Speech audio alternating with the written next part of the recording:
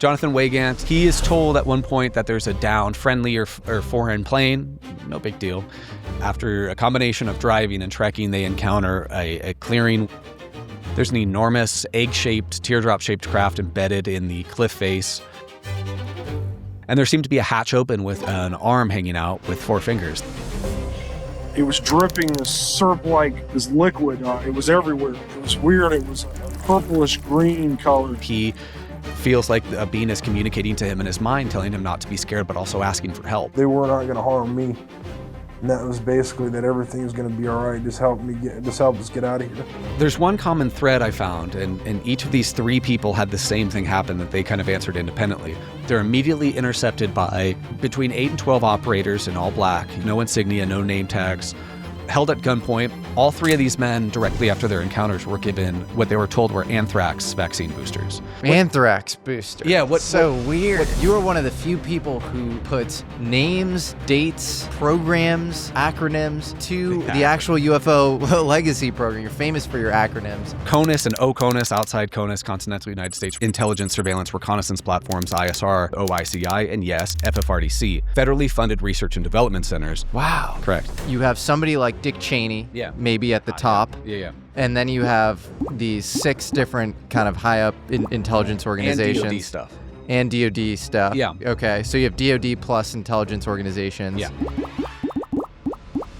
Do you know the first director of OGA, the Office of Global Access? Is that Doug Wolf? This is Doug Wolf. Do you know Doug Wolf spent 16 years in the NRO? He was the executive assistant to the director of the National Reconnaissance Office. Whoa. He was indeed CIA DS&T deputy director. He indeed started the OGA. Whoa. And indeed, he was the DDNI ATNF, the Deputy Director for National Intelligence for Acquisition, Technology, and Facilities, who has direct oversight over NRO acquisitions. Crazy.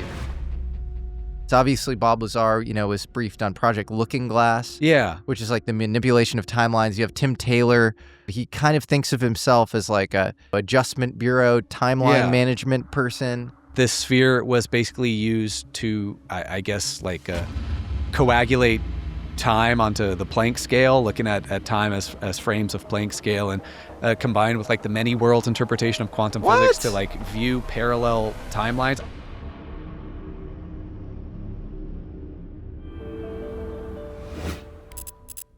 This episode is sponsored by one of my favorite services, Incogni. If you think UFO secrecy is intense, you should see what data brokers quietly collect on regular people like you and me every day. I'm not exaggerating. Every search, every late-night internet binge, every form you've ever filled out online gets logged, bundled, and sold. And they just sit permanently on these sketchy websites. Most people never see these profiles on themselves, which often contain personal information. Their phone number, their email, their family members. Nobody agreed to have these profiles made. Most people don't even know they exist.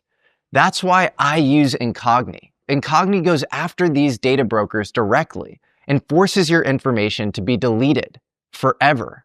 Not buried, not opted out, actually removed permanently. And they don't stop at the first request. They keep following up until the deletion is confirmed. They also added an amazing feature called custom removals. If you find your information on some random sketchy people finder site on one of the dark corners of the web, you simply paste that link into your dashboard and Incogni handles the rest. Unlimited takedowns, no back and forth. And just to be clear, this isn't a VPN. It's not private browsing. Those tools hide what you do next. Incogni deals with what's already out there. So if you care about privacy and autonomy, which if you watch this show, I imagine you do, or just don't want a shadow version of yourself circulating online, get Incogni today. Take your personal data back with Incogni. Use code American Alchemy at incogni.com/American Alchemy for 60% off an annual plan. Again, incogni.com/American Alchemy, code American Alchemy for a whopping 60% off today. I'm here with Sammy, UAP Gerb, who, in my estimation, is the most hardcore UFO researcher today. And I think in a world where kind of a lot of people like to talk in these sort of really vague generalities, it's always everything is everything, a lot of mushy-brained thinking where A is true and B is true, but somehow A and B are mutually exclusive. Nothing really makes sense, accept everything kind of wholeheartedly. Yeah. You are one of the few people who tries to put names, dates, programs, acronyms to the actual UFO legacy program. You're famous for your acronyms, and you have a real map that you're kind of basically like illustrating through every single episode of what is actually happening in the concrete UFO reverse engineering program. So I'm excited to get into all of that with you today. Well, thanks for having me on, Jesse. This is the kind of second big program we've done. And a while ago, I think it was the beginning of the year, I had a super small channel you had me on, really brought some exposure to kind of my platform. So I'm super grateful to that. I appreciate you kind of taking a chance and having me on then. We had a great conversation then. We'll have an even better conversation today because people who've watched my channel know that what I like to do is legacy programs. Chris Ramsey's interested in the experiencer. You're interested in more physics-based science. I like legacy programs. I like acronyms. I like really boring program fundings, such. So I kind of focus on UFO legacy programs, crash retrieval, basically, in a sense, programs to retrieve, store, exploit, and derive technologies of non-human origin. The approach I like to take is really trying to iron out specifics and be as specific as possible. I've been super interested in the subject since I was a little kid, but, we talked about this yesterday. It seemed to me, and it, just like a lot of people approach this topic, like there was always the amorphous they of running UFO reverse engineering programs, the big U.S. government, the big they. And it wasn't until David Grush spoke in 2023 that something clicked in my head, and I thought, well, I can really start attributing names to these programs, people who have worked in the programs, where these programs might take place, exact mechanisms, how these programs might be funded, exact contractors, exact institutions that might be working on them. So I love hyperspecifics, and if we want to talk hyperspecifics today, we can do just that. Let's do it, because I think a lot of people are probably extremely confused at the org chart, of the actual UFO legacy program. I think the Debrief published something, I want to say at the end of last year, around the White House having to do with some of these programs. You hear that the White House sometimes has to do with some of the programs, and then simultaneously you hear that the president doesn't have a need to know and doesn't know anything about the program. So you hear these things all the time that are so hand-wavy about how this stuff works. And I think you're the only person who's actually mapping it out. What is the org structure of the UFO legacy program? So I'm trying to map it out. I think at the end of the day, this is probably more complicated than any of us can guess, because there's 90 years at least of these programs being spun up out of the Manhattan Project, out of the Atomic Energy Commission, out of probably initially the executive branch and the National Security Council. But the way I really like to look at UFO legacy programs to retrieve, store, exploit, and derive technical vehicles of unknown origin, is simplistic terms like a pyramid. The head of the pyramid is the puller of the strings. That's probably a name we don't know, or it's probably somebody like the late Dick Cheney. I think that's probably highly accurate. That what did Walter Kern say? That Dave Grush told him that Dick Cheney was the head of the UFO pyramid for quite a while. That's highly likely probably true. The closest person we got that I was aware of was, unfortunately, now deceased Vice President Dick Cheney, Darth Vader himself. Not shocking that he was involved in this. And essentially, when he left in 2009, that was the last time that these activities really had central leadership. Below that, there seems to be UFO legacy program administrators.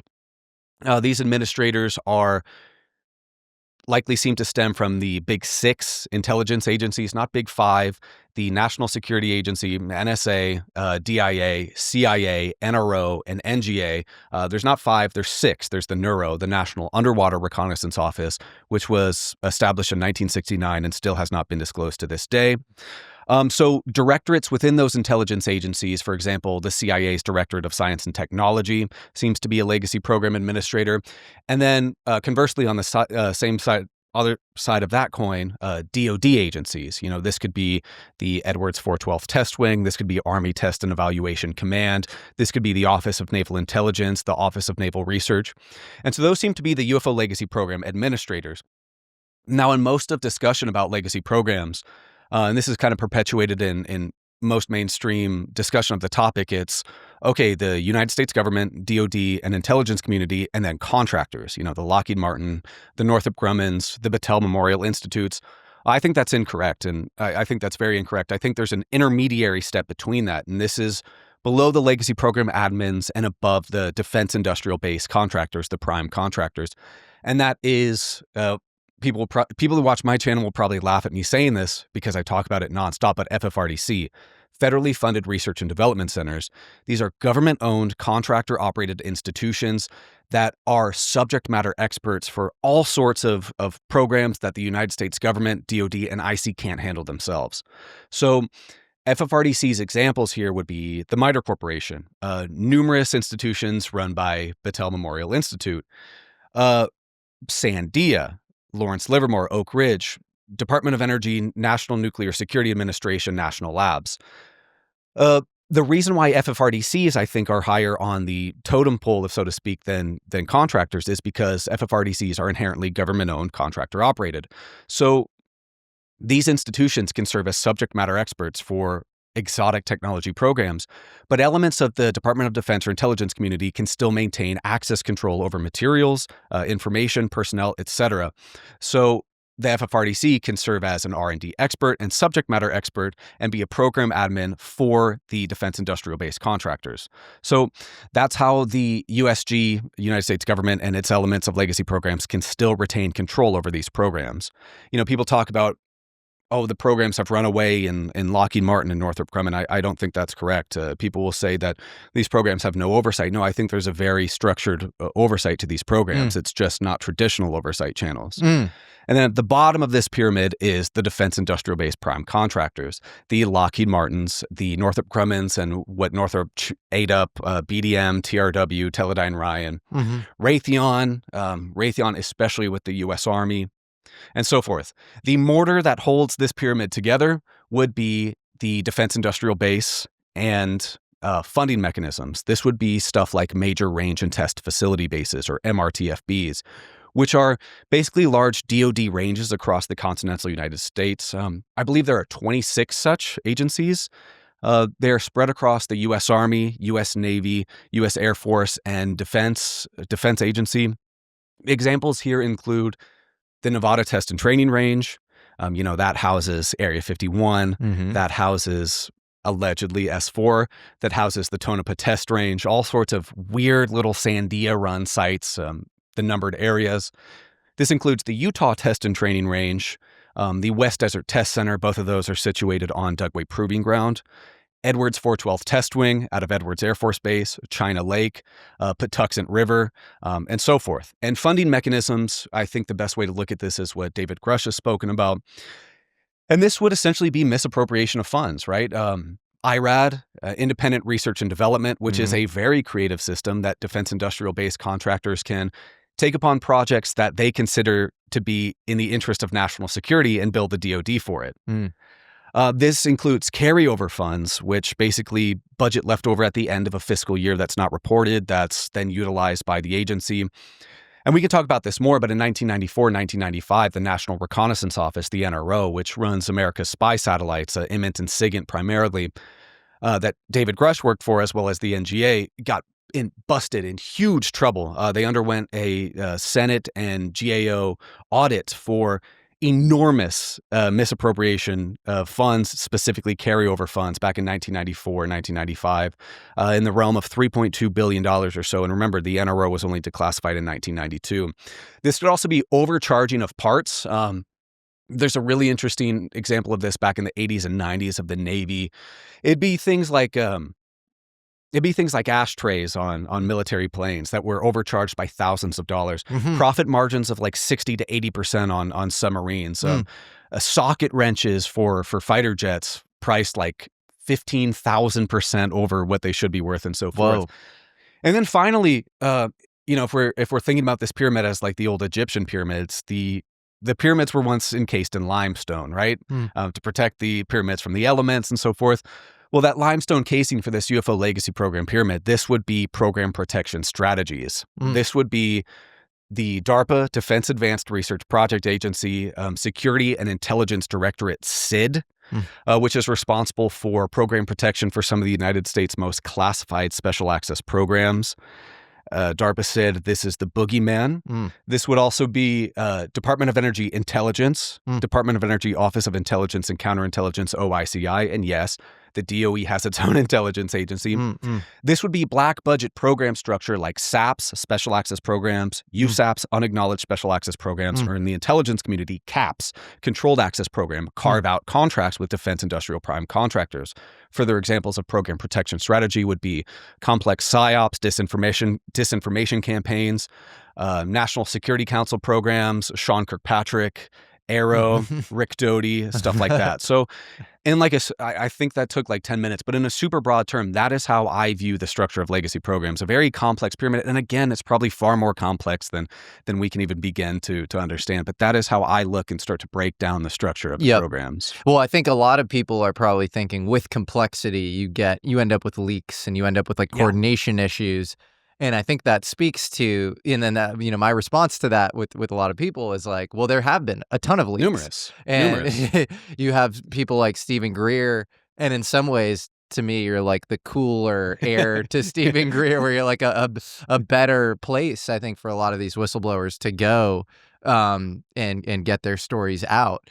And I mean, all this stuff is hidden in plain sight. Yes, it's all out there. I've broken people on my show. You've broken a lot of people, and these aren't just campfire stories. No. Like they really add up, and in aggregate, you have to like slap pretty high confidence level, especially when all the details totally comport. Yeah, I mean, as far as leaks go, there are just numerous, including credited and credible individuals. We talked about the Edwards 412th test wing back there as a major range and test facility base, kind of like the mortar that sticks together these legacy programs. Well, I'm familiar with an ex-Air Force lieutenant colonel out there who claims to have run a program that was focused on testing alien reproduction vehicles and derivative technology. This guy was an electronics warfare group director. He claimed to serve as the intermediary between test pilots on the ARV and contractors and scientists and so forth. Wow. And this was at Edwards? Yes. 412th Test Division. 412 Test Wing, yeah. Test Wing. The Edwards 412 Test Wing also operates, they're also the manned people at Area 51. Okay, so the Edwards 412 Test Wing also has a big presence at the NTTR, Nevada Test and Training Range, and the Tonopah Test Range. Wow. And so this lieutenant colonel from the Air Force, what is he saying about like the test? So for the audience, if you're not aware, ARV is Alien Reproduction Vehicle, which is basically a reverse engineered UFO, maybe with some, human tech slapped on to make it workable.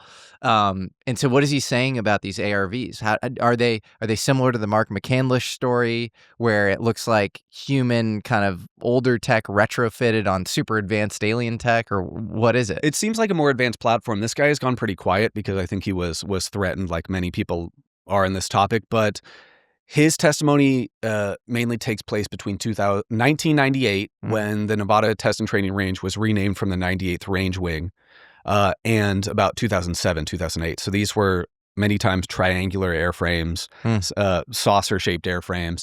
Nothing too specific about that, but that's very interesting. The subject of alien reproduction vehicles, I've started to transition more to the usage of the term derivative technology, because I think that ARV isn't the end-all, be-all of what we're trying to do with and exploit from exotic non-human technologies. I think there are instances in which even just simple technologies are plucked off of exotic vehicles and tried to be adapted to prosaic U.S. airframes. Yeah, the classic example I kind of run into, and I go back and forth on it, is like, I think Townsend Brown figured out real anti-gravity or whatever in the human kind of terrestrial context with these kind of capacitor experiments. But the thing he used to love to use was bismuth, because it was a high K dielectric, so it created more thrust. And then Gary Nolan from Jacques Vallée has these magnesium bismuth parts that he thinks came from Roswell. And so you have what appears to be something from kind of, otherworldly or, NHI, alien provenance. actually helping in like an anti-gravity experiment that we know was conducted in multiple contexts in the 1950s. So it's really crazy. I think one of the big ones, one of the biggest sought after capabilities that has probably been harnessed is electro-optic cloaking, signature management for U.S. airframes. I think to Dylan Borland, and he's talking about the triangle he saw over Langley. You remember that he's talking about how in the exterior of this triangle, there seemed to be this lava-esque flow. Yes. The craft itself was this black metallic flake paint, but on top of the craft was this gold, lava, plasma, some type of fluid going over and around the craft. I'm under this for about 2 to 3 minutes, and then the center light flashes 2 to 3 times, no sound, immediately shoots up to commercial jet level minimum, in my opinion. And I immediately feel static electricity all over my body, and then I smell the smell of after a thunderstorm or lightning storm, that really strong summer thunderstorm smell.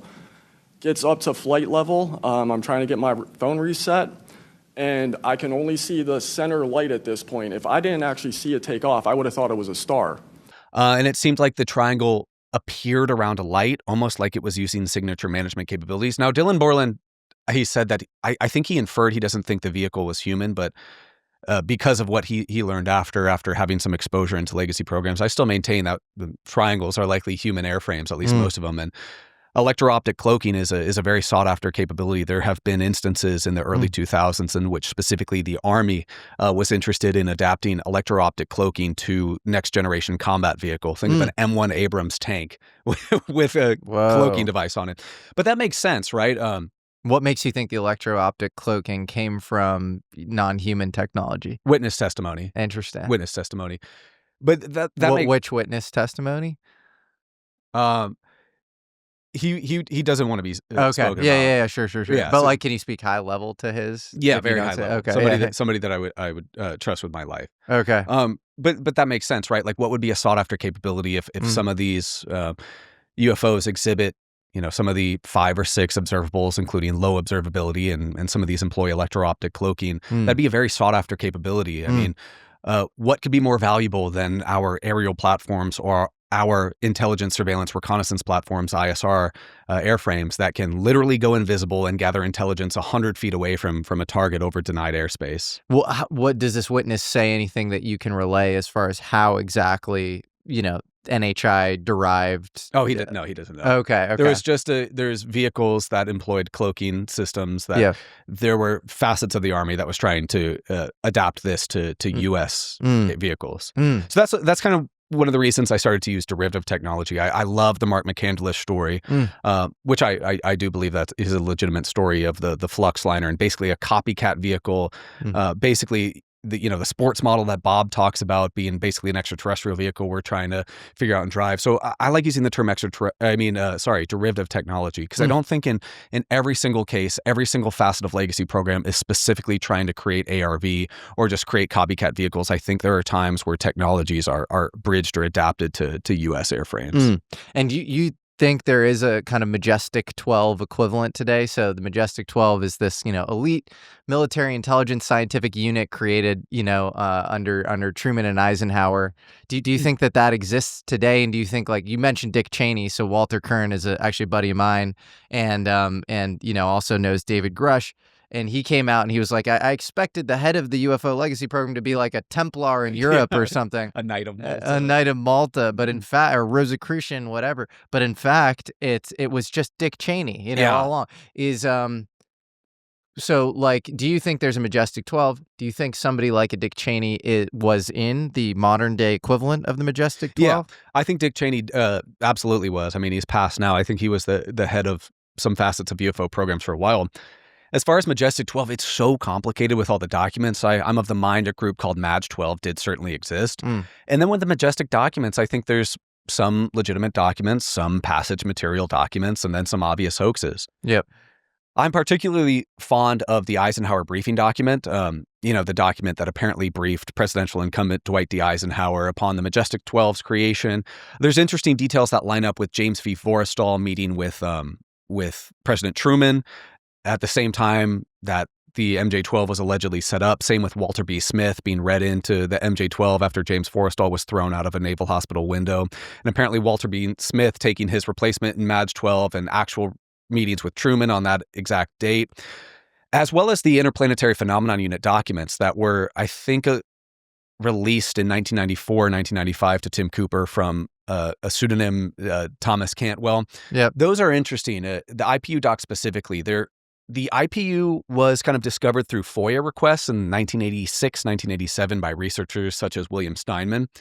According to FOIA, IPU, the Interplanetary Phenomenon Unit, was an in-house Army unit only existing through institutional memory. There are people like Kevin Randall that kind of propose some debunks, like the IPU was like an internal processing unit for the mailroom of the Army. Do you know who Steinman FOIA'd? Like which government agency let out that the IPU existed? It was Army Counterintelligence, right? Army CIC, yeah. okay. Army.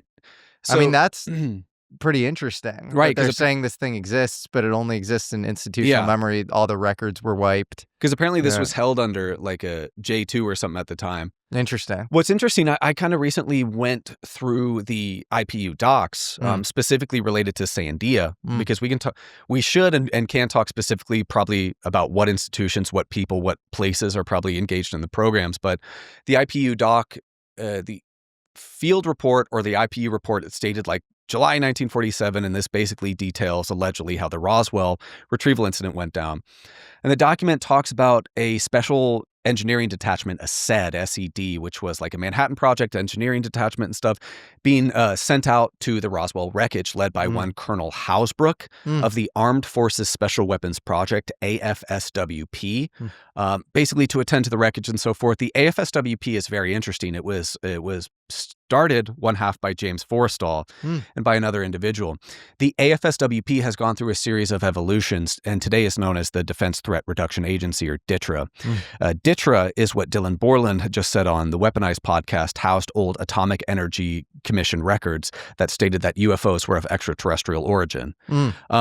The AFSWP was established in 1947 at Sandia Base in Albuquerque, New Mexico, right at the same time when Los Alamos Z Division, which was kind of their weapon ordnance arm, established operations at Sandia Base. So Sandia National Lab, which is a Department of Energy and NSA National Lab, can kind of trace their roots back to Los Alamos Z Division at Sandia Base. So it's interesting that this AFSWP and Sandia kind of started and evolved around the same time. So the IPU docs are a really interesting thing that I think deserve a lot of attention from the Majestic documents. That's fascinating. Doesn't Timothy Cooper, though, specifically doubt like the Majestic 12 stuff most? Didn't he say, like, I think these documents are bullshit? Yeah. And a lot of people do. And of course, how could you not when you have guys like Rick Doty and Bill Moore kind of involved? When at a MUFON conference, Bill Moore basically says, hey, I was instructed to sow disinformation into the community.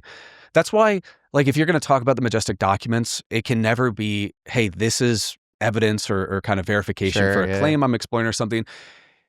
It should be, the Majestic document should be used as an auxiliary. If you're talking about a subject and already have a strong thesis or strong argument, be like, hey, well, this is pretty interesting. These Majestic documents talk about this.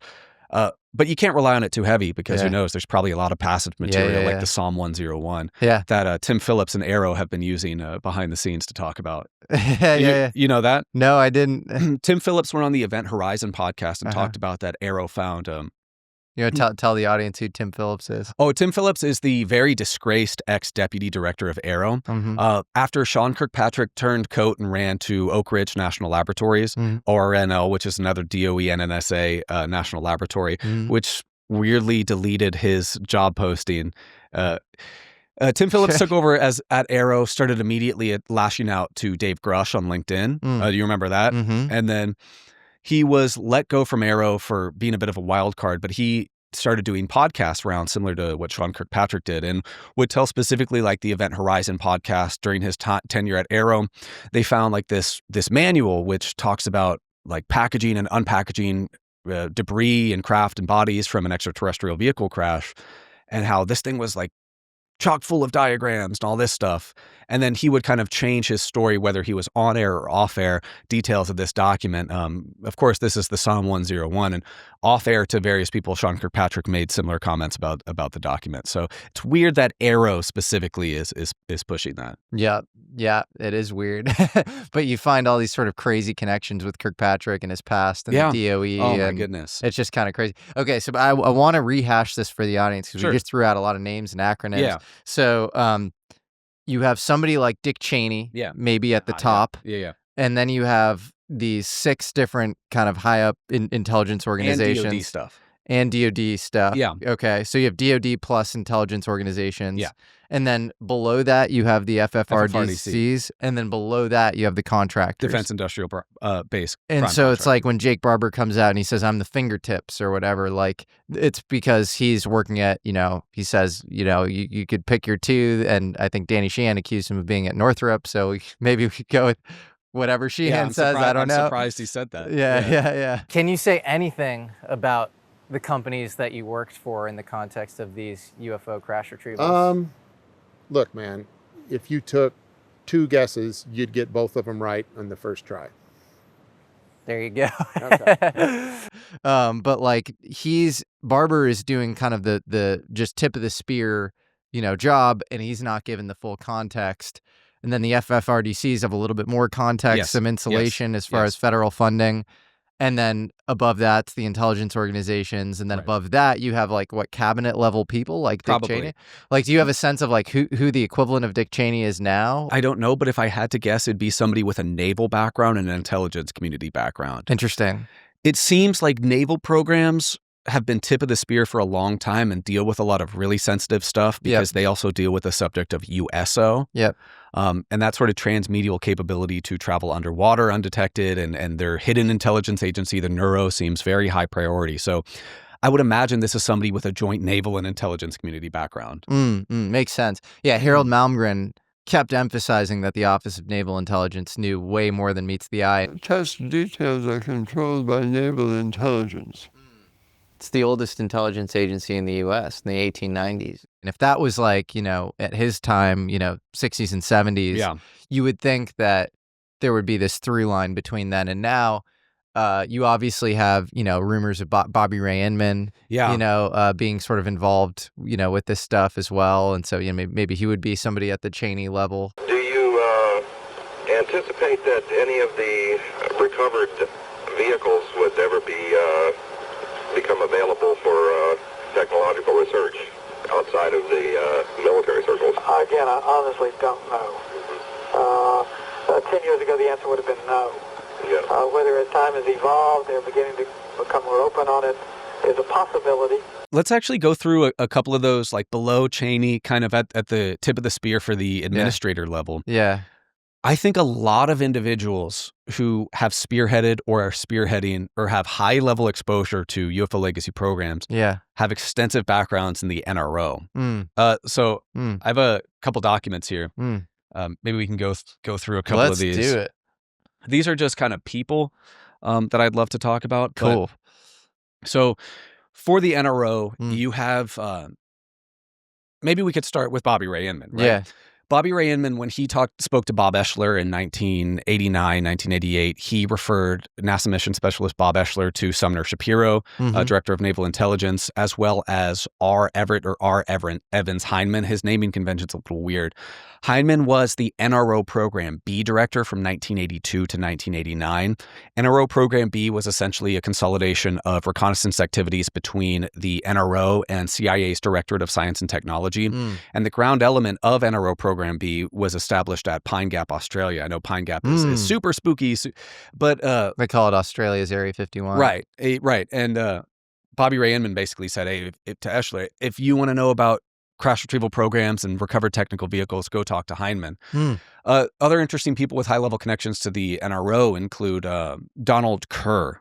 Donald Kerr was mentioned in Oki Shannon's 1985 Advanced Theoretical Physics Working Group documents.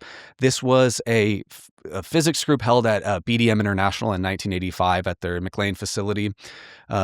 Super interesting thing that apparently like John Alexander spoke at. Stubblebine was involved with all this stuff. And Hal Puthoff. Yeah, and Oki Shannon's notes, it's like ask Don Kerr for funding when talking about like UFO reverse engineering programs. Whoa. Donald Kerr was of course, high-level position in the NRO.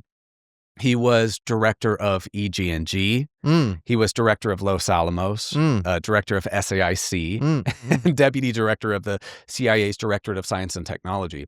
So there's this really specific weird kind of pairing relationship between the NRO and CIA DS&T. Yeah. And with that CIA DS&T, back in 2003, the CIA Directorate of Science and Technology, which maybe we'll describe directorates a little bit. So I said the NRO had Program B at Pine Gap. Early days of the NRO, it had Program A, B, C, and D. At a time in the 90s or so, this was reorganized into directorates, just kind of subgroups under the NRO, under the CIA. So I think a lot of UFO legacy programs are stuffed within these directorates. And to speak about the NRO and the CIA's Directorate of Science and Technology, there's a lot of really weird crossovers there. So I think it's important to look at individuals with connections to NRO, CIA, DS&T. Yep. Two high-level, almost cabinet positions within the United States government and the MITRE Corporation, which is an FFRDC. Yep. There's a very tangled web between NRO, DS&T, MITRE, and then two offices within the United States government I'd like to talk about a little bit. This would be the Office of the Undersecretary of Defense for Acquisition and Sustainment, OSUD-ANS. This has previously gone through numerous naming conventions as the Office of the Undersecretary for Defense for Acquisition, renamed into the Office of the Undersecretary of Defense for Acquisition and Technology, then renamed to the Office of the Undersecretary for Defense for Acquisition, Technology, and Logistics, finally to its naming convention today for Acquisition and Sustainment. The AUSTAT, Acquisition and Technology, is the office kind of named in the Wilson Davis notes as holding kind of records to special carve-out holdover programs that housed kind of direct access to legacy programs that Flag Officer Thomas Wilson allegedly started to look through, where he found the Watch Committee, high-level gatekeepers for UFO legacy programs. One of the individuals he spoke about, who was kind of director of the AUSTAT at that time and permanent SAPOC, Special Access Program Oversight Committee member, was Mr. Paul Kaminsky. Paul Kaminsky is an individual that I think would be interesting to look at a little more in regards to UFO legacy programs. He was, of course, in the AUSTAT, and he was, of course, on the board of trustee for the MITRE Corporation now. And so that the AUSTAT, that's named all throughout the Wilson Davis notes, that is a Department of Defense position. Its counter position in the intelligence community is called the DDNI-ATNF, the Deputy Director for National Intelligence for Acquisition, Technology, and Facilities. So the AUSTAT, are now known as today Undersecretary of Defense for Acquisition and Sustainment, and this DDNI are two sides of the same coin. These two offices, according to the GAO, they have oversight over NRO program acquisitions. Okay? Interesting. So that DDNI ATNF is rather interesting. On one hand, you have Paul Kaminsky, who was AUSTAT and MITRE. On the other hand, you have somebody like Don Meyerix right here, who is MITRE and DDNI ATNF with a long agency background, very weird agency background. Former deputy director of the CIA for Science and Technology. And we know a couple of, connections there is Glenn Gaffney, obviously director of Science and Technology for the CIA. Are any of you willing to name specific gatekeepers within the root cell of the UAP SAP Federation? I have a name for you. Go ahead. Glenn Gaffney, CIA. Glenn Gaffney, CIA. Now you have all this congressional testimony that he specifically blocked this, moving of exotic, non-human origin technology that was under Lockheed, that was supposed to go to Bigelow Aerospace in 2008. And Glenn Gaffney apparently blocked this. 2008, twice. 2010. Wow. Crazy. And you can thank the Aero Historical Report Volume 1 for talking that out. 2008, it seems there was a first attempt that was blocked by James Clapper. Whoa. The second event was the Kona Blue failed PSAPR. So James Clapper blocked That's what the Aero Historical Report Volume 1 says. Well, that's interesting, because isn't James Clapper in the Age of Disclosure movie? So what's up with that? I don't know. Why is he playing both sides? General Clapper, the former DNI in the documentary, I certainly applaud him for at least speaking out in general. He goes on, I believe, I've only seen clips of Age of Disclosure, not the whole thing, where there was a program when he was the Director of National Intelligence where they were tracking these vehicles over Area 51, of course, the famed classified test location. And I'm a little bit disappointed as a fellow Air Force officer, and certainly General Clapper rose to the ranks as 3-star general. That's all he said in the documentary, that was a program he was aware of. In fact, without being inappropriate, I will say that General Clapper was well aware of the crash retrieval issue, managed the crash retrieval issue, and when he was the DNI, USDI, and DIA director, he placed people in critical roles to manage this issue, both publicly and I'll just say non-publicly as well. And I'll allow the audience distill what I'm saying at the risk of being inappropriate or going too far with my discussion. The Director of National Intelligence, James Clapper, calls me, Mike, I need you to go through all of it. I need the team to go through all of NSA's holding all of its files, and I need everything that you have on UFOs. And I'm like, what, sir? You want me to do a review of our databases on UFOs? We interrupt this broadcast for a very important briefing.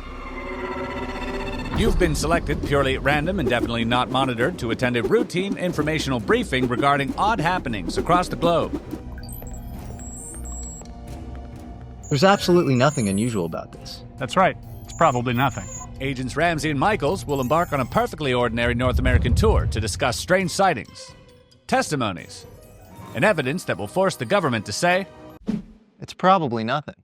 Each evening's sessions will feature expert analysis, audience interrogation, and at least one moment where you turn to the person next to you and whisper, well, but rest assured, it's probably nothing.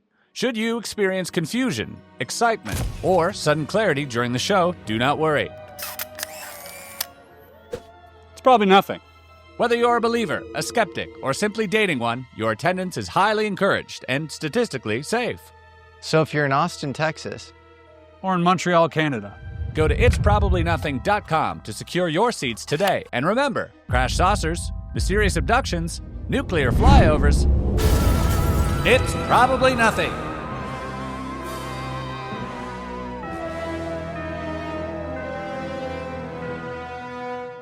Hey guys, Jesse here from American Alchemy. Chris Ramsey here from Area 52. We're so excited to come hang out with all of you in Austin and Montreal. For now, we've only got these two cities locked in, but hopefully we're gonna open up a bunch more in the coming weeks. And VIP seats in Austin are already sold out, but there are still seats left in both cities. We've got some insane guests lined up for these theaters and cannot wait to see all of you. Go to itsprobablynothing.com to get your tickets today. And remember, if you've ever experienced something completely impossible, it's probably nothing.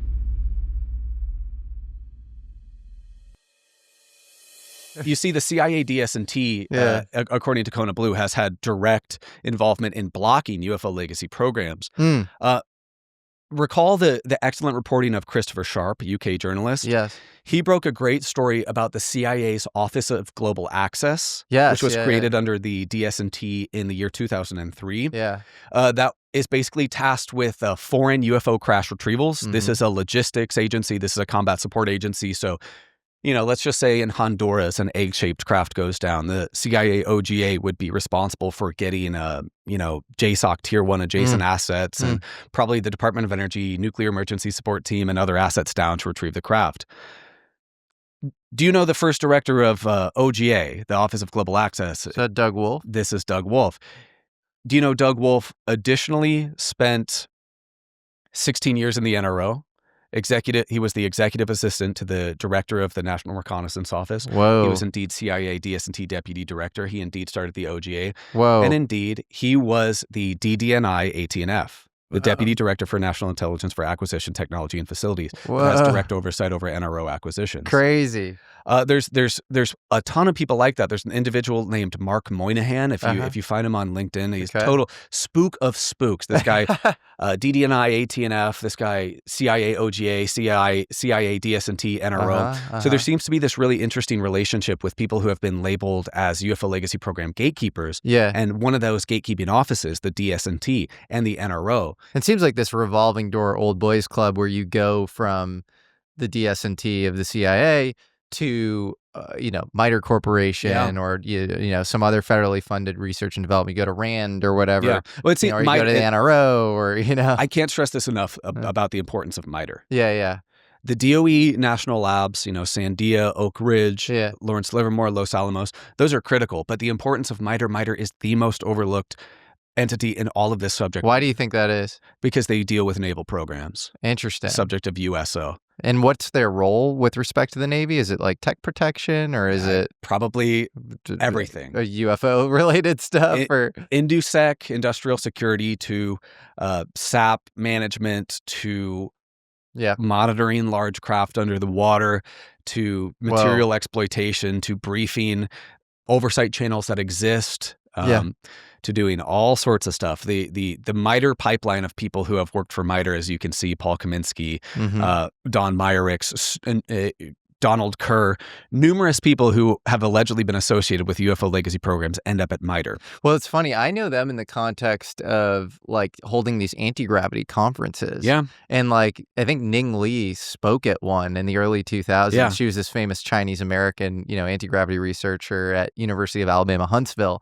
She claimed to make all these breakthroughs in like weight reduction above a internal spinning mass reduction, superconductor. right? Yeah, amazing. And or I think it's weight reduction, which is a little distinct from mass reduction. You're right. Yeah. But yes, same sort of ridiculously crazy concept if you can do it, Yeah.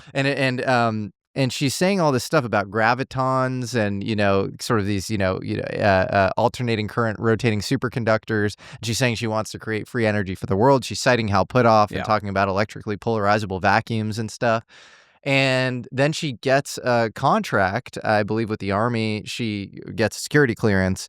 And then nobody ever really hears from her again. She gets hit by a car. It's sort of really weird. But she was seen last publicly speaking at this MITRE Corporation conference about anti-gravity. Yeah, I admit it. And I did sit down and I interviewed her. And this was at a conference in 2003, just outside of Washington, D.C., run by them, or overseen by the MITRE Corporation. And it was looking at, I think, high-frequency gravitational waves. And, she was an interesting character because she had been involved in some of those NASA experiments I mentioned earlier about rotating superconductors and weight loss experiments. And she chaired one of the sessions. I talked to her afterwards about it all. She had this view that this was science and technology that should be for the people. It should be, very philanthropic in its, nature and outcomes. And then I don't know sort of how soon after that it was that she sort of went off grid. It was certainly probably about within a year that she just disappeared, and no one knew what had happened to her. That's like just recently there was a slide deck, not really leaked, but kind of rediscovered about Eric Davis doing a teleportation study for the MITRE Corporation dated back to 2019. And so because you have people online like Ashton Forbes who like talk a lot about teleportation, like he's really sure that like you could teleport like a macro scale human being or something. When I've spoken to Eric Davis, he seems to be, like talking about like quantum teleportation, saying like that's already established science. And that sounds insane because the word teleportation is in it, but like, is that necessarily involved in like UFO tech, or is it even? I don't know. Yeah. So much of the science and physics is so far beyond me. Me too. As boring as it sounds, I like the money. I like the program names. I like the offices. Because while we're speaking about kind of these administrators, NRO, CIA, DS&T, and kind of their string pullers, and the DD&I, ATNF, and ALSTAT are now OUSD ANS. You talked about Kona Blue, which was the failed prospective special access program that occurred in 2010. And we can actually thank Arrow for releasing that slide deck, weirdly enough. This was to be a DHS-sponsored USAP, Unacknowledged Special Access Program, for Lockheed Martin to divulge some craft materials to the OSAP program and Bigelow Advanced Aerospace Space Studies, BASS. And these materials were supposed to be bits and pieces of craft, craft hull, craft bulkhead. I myself have heard this involved the Kingman wreckage from the 1953 Kingman, Arizona crash, and that Lockheed Martin Vice President James Ryder was the one who wanted to get rid of the materials for who knows. And conventionally, Glenn Gaffney, CIA DS&T deputy director, was the one who put the kibosh and killed this. Our mutual friend Rob Jones has done some amazing work. He also offers in the name Robert Cardillo, who is actually DD&I and head of the NGA, the National Geospatial Intelligence Agency. And while I think Robert Cardillo was absolutely involved, and people should go look up Robert Cardillo if they're unfamiliar with him, I think this was a DS&T operation, specifically Glenn Gaffney, to put the kibosh on this. So in my Lockheed project, while looking into Kona Blue, I kind of came across that there may have been a conflict of interest within Lockheed Martin, maybe an insider in Lockheed who helped put the kibosh on the program. This is an individual, and I'll pass you this in a second, named Mary K. Sturtevant. This is a name that it was never really floated around. I made a tweet about this, begging Chris Mellon to give some information on her, to which he has declined in both a public outreach on Twitter and private messages. I have not heard from him. What did he say? No, just nothing. Oh, nothing. Okay, no response. Nothing. Yeah. So Sturtevant here has a really weird history. She worked at the BDM Corporation. In 1985, she joined the agency. When I say agency, I mean CIA, for counterintelligence, tech protection, all that stuff. She kind of she worked in joint CIA Directorate of Operations and CIA Directorate of Science and Technology programs. She was a very high-level deputy director position in the NRO. And then she also served on the Senate Select Committee on Intelligence, where she and Chris Mellon actually worked together for numerous years. Not only did they work together, but they attended many of the same meetings. Not only did they attend many of the same meetings, but over certain periods and quarters, they have the exact same per diem. Which implies that they traveled together, they ate together, they attended the same meetings together on the same cars, the same craft. So I would wager these two have a very, they know each other quite well. She was also served as a special advisor to the president under George W. Bush. And in 2006, she joined Lockheed Martin as the vice president for government affairs from 2006 to 2021, as well as VP for intelligence, joint and science and technology programs. So I think there may have been a conflict of interest here within Lockheed Martin. Once you're agency for life. Right? If you're in the CIA, you're never out of the CIA, especially the Directorate of Science and Technology. So I think there's a very strong argument that can be made that due to her obligations and allegiance to the CIA DS&T, she had to help put the kibosh on this technology transfer. And also, but you think of, if she knew Mellon, I mean, you think of Mellon also as very pro, kind of UFO stuff, at least now. What I would say to Christopher Mellon, if he's watching this, because I've asked him numerous times, ask her again, Mr. Mellon, because I'm sure this time she'll remember. Okay. Yeah, there you go. I'm sure this time she'll remember. Yeah. And here is Mary Sturtevant. Yeah. It's so interesting. I mean, you often do see people kind of playing both sides of the issue as well. Yeah. Like, you hear about, Mike Turner, who put the kibosh on, this last, or UAPDA, not this last one, but the one before it. Right, 2020, fiscal year 2024, I believe. That's right. And, you hear that, like, the people, the largest donors to his campaign are like, Raytheon, Lockheed, Boeing, whatever. But then simultaneously, you have Lockheed clearly trying to get a bunch of information out through efforts like, they spent a lot of time with Tom DeLonge and TTSA and that sort of thing, secret machines. And so it seems like they do want some disclosure to occur, obviously, when it comes to eminent domain clauses in the UAPDA that involve taking their material and, making it kind of, congressional civilian oversight, they're obviously not going to be happy about that. But it is interesting how they're trying to sort of manage the process. Yeah, it seems like there's numerous factions competing for disclosure. One of the most obvious factions is TTSA, which involves the whole OSAP crew, Eric Davis, Hal Puthoff, Lou Elizondo, Chris Mellon, all these guys.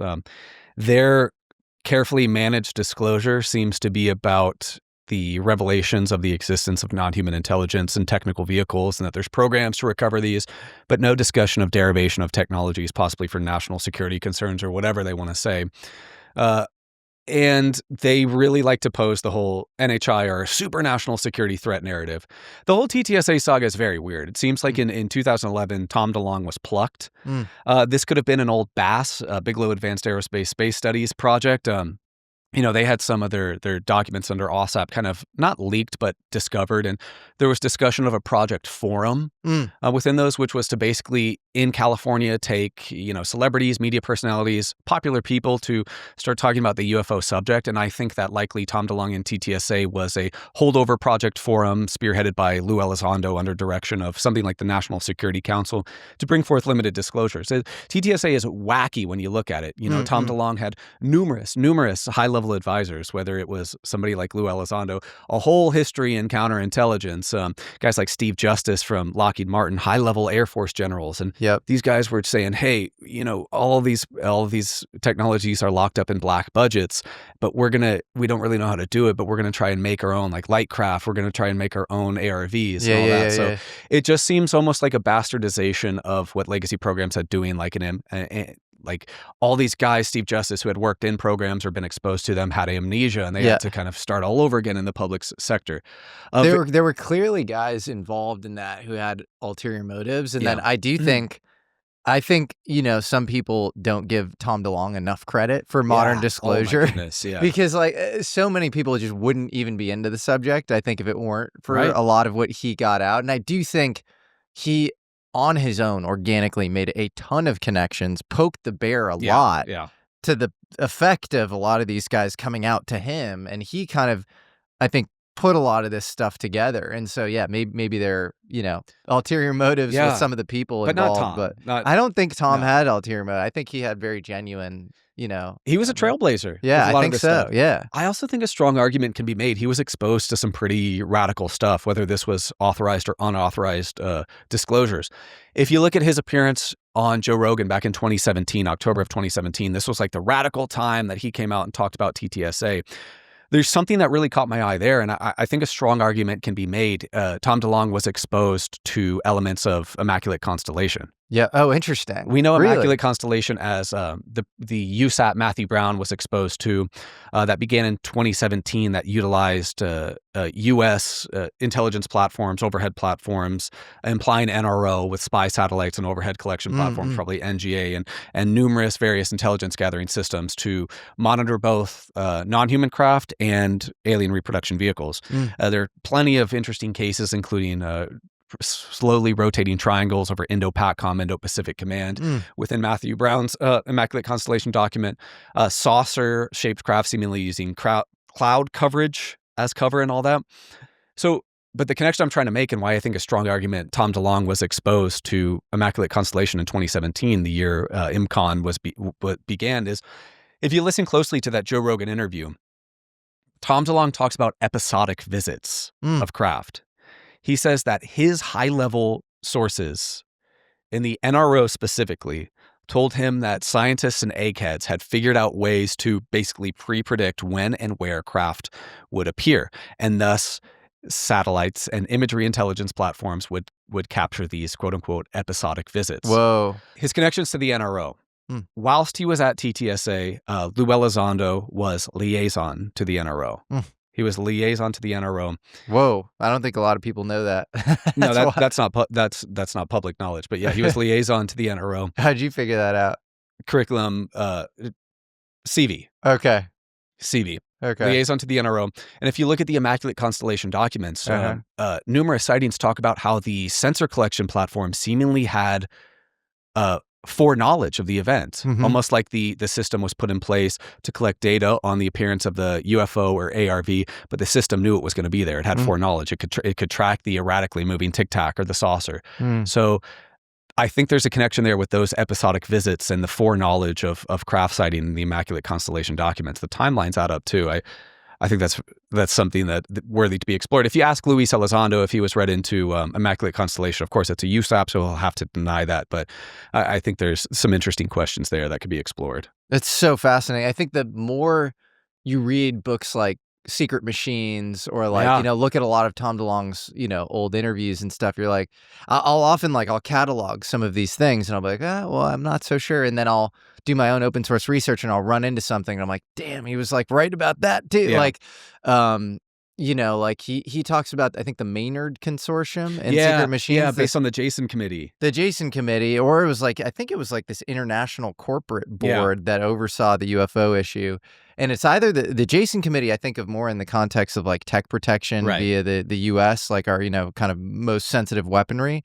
But I almost associate that with, if you read like Jacques Vallée's Forbidden Science, he talks about like the Carlyle Group constantly coming up, and even Ben Rich, there's a quote in the early 90s, I think with his letters between him and John Andrews, I think, of Testers Motor Corp. And he is talking about this like international governance board around the UFO issue and how it actually might need to be wrested out of the International Governance Board and taken into American hands.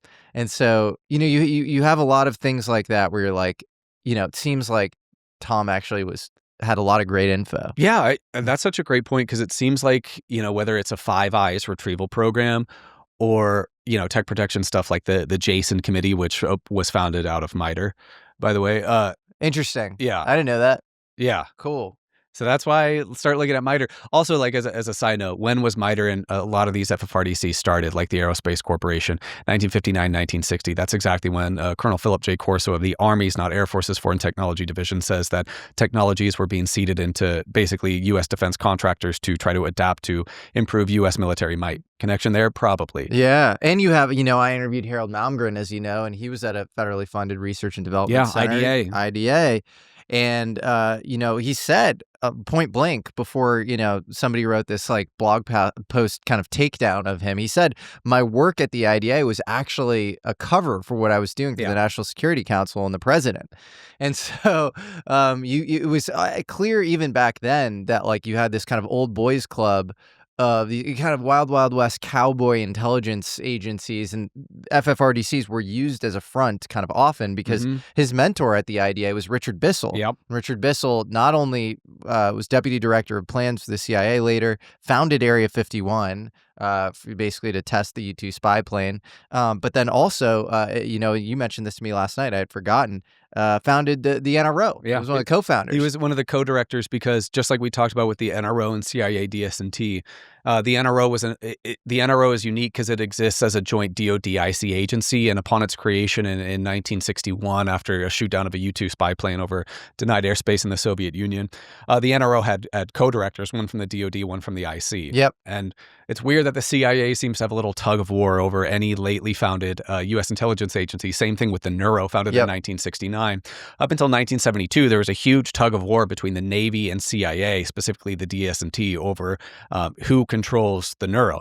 And then, of course, Bobby Rayenman takes over, and he's just agency out the wazoo. So, yeah, further interesting parallels between that. Richard Bissell is an interesting person. I'm particularly fond of, and I think you probably are too, of Richard Bissell allegedly briefing Malmgren on otherworldly technologies. As we know, our buddy Randy Anderson, Off-World Technologies Division under the Naval Surface Warfare Center Crane. Yeah, there's definitely seems like something might line up there. What do you think of, Malmgren's testimony? Because I did that interview, and I honestly would have expected that to have been picked up by mainstream media, because you have a guy who is a presidential advisor for JFK, LBJ, Nixon, and Ford. You could argue with his level of seniority with, JFK specifically, but he admitted that he didn't deal a ton with JFK directly. He dealt more with Shriver or whatever.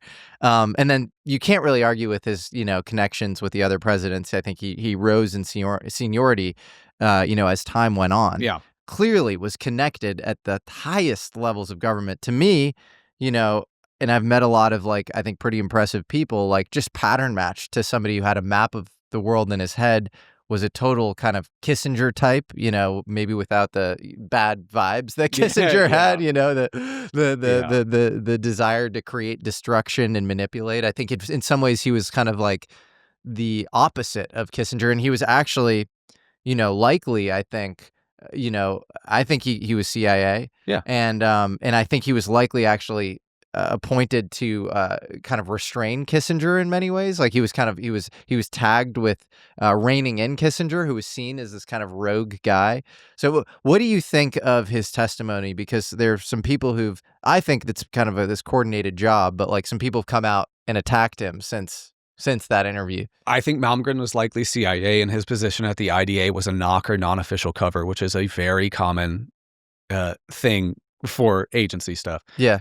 I think over time that Malmgren's testimony is going to age like fine wine. I mean, I was re-listening to your project with him just for one of my projects, and I was particularly intrigued when he is talking about intelligence communities and how intelligence communities have essentially found a way to fund themselves, and so they don't adhere to traditional oversight channels because they basically fund themselves.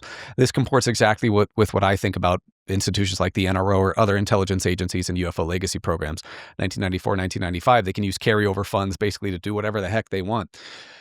I also think that I hope the 1962 Bluegill Triple Prime nuclear test starts to get revisited with what Malmgren said. Of course, that was were those tests over Bikini Atoll? Where were those? Johnston Atoll. Yes, Just came to me. Yeah. I know there's been some discussion on whether that was a targeting pod or something that was knocked out by the residual EMP of the nuclear blast when Malmgren stated that, Bissell briefed him on that being a UFO. I think Jeff Cruikshank has done some incredible work and is still to this day making the argument that that was a UFO recovered by the USS, I think it was Engage. Yeah. What's interesting about that testimony is those tests were conducted under the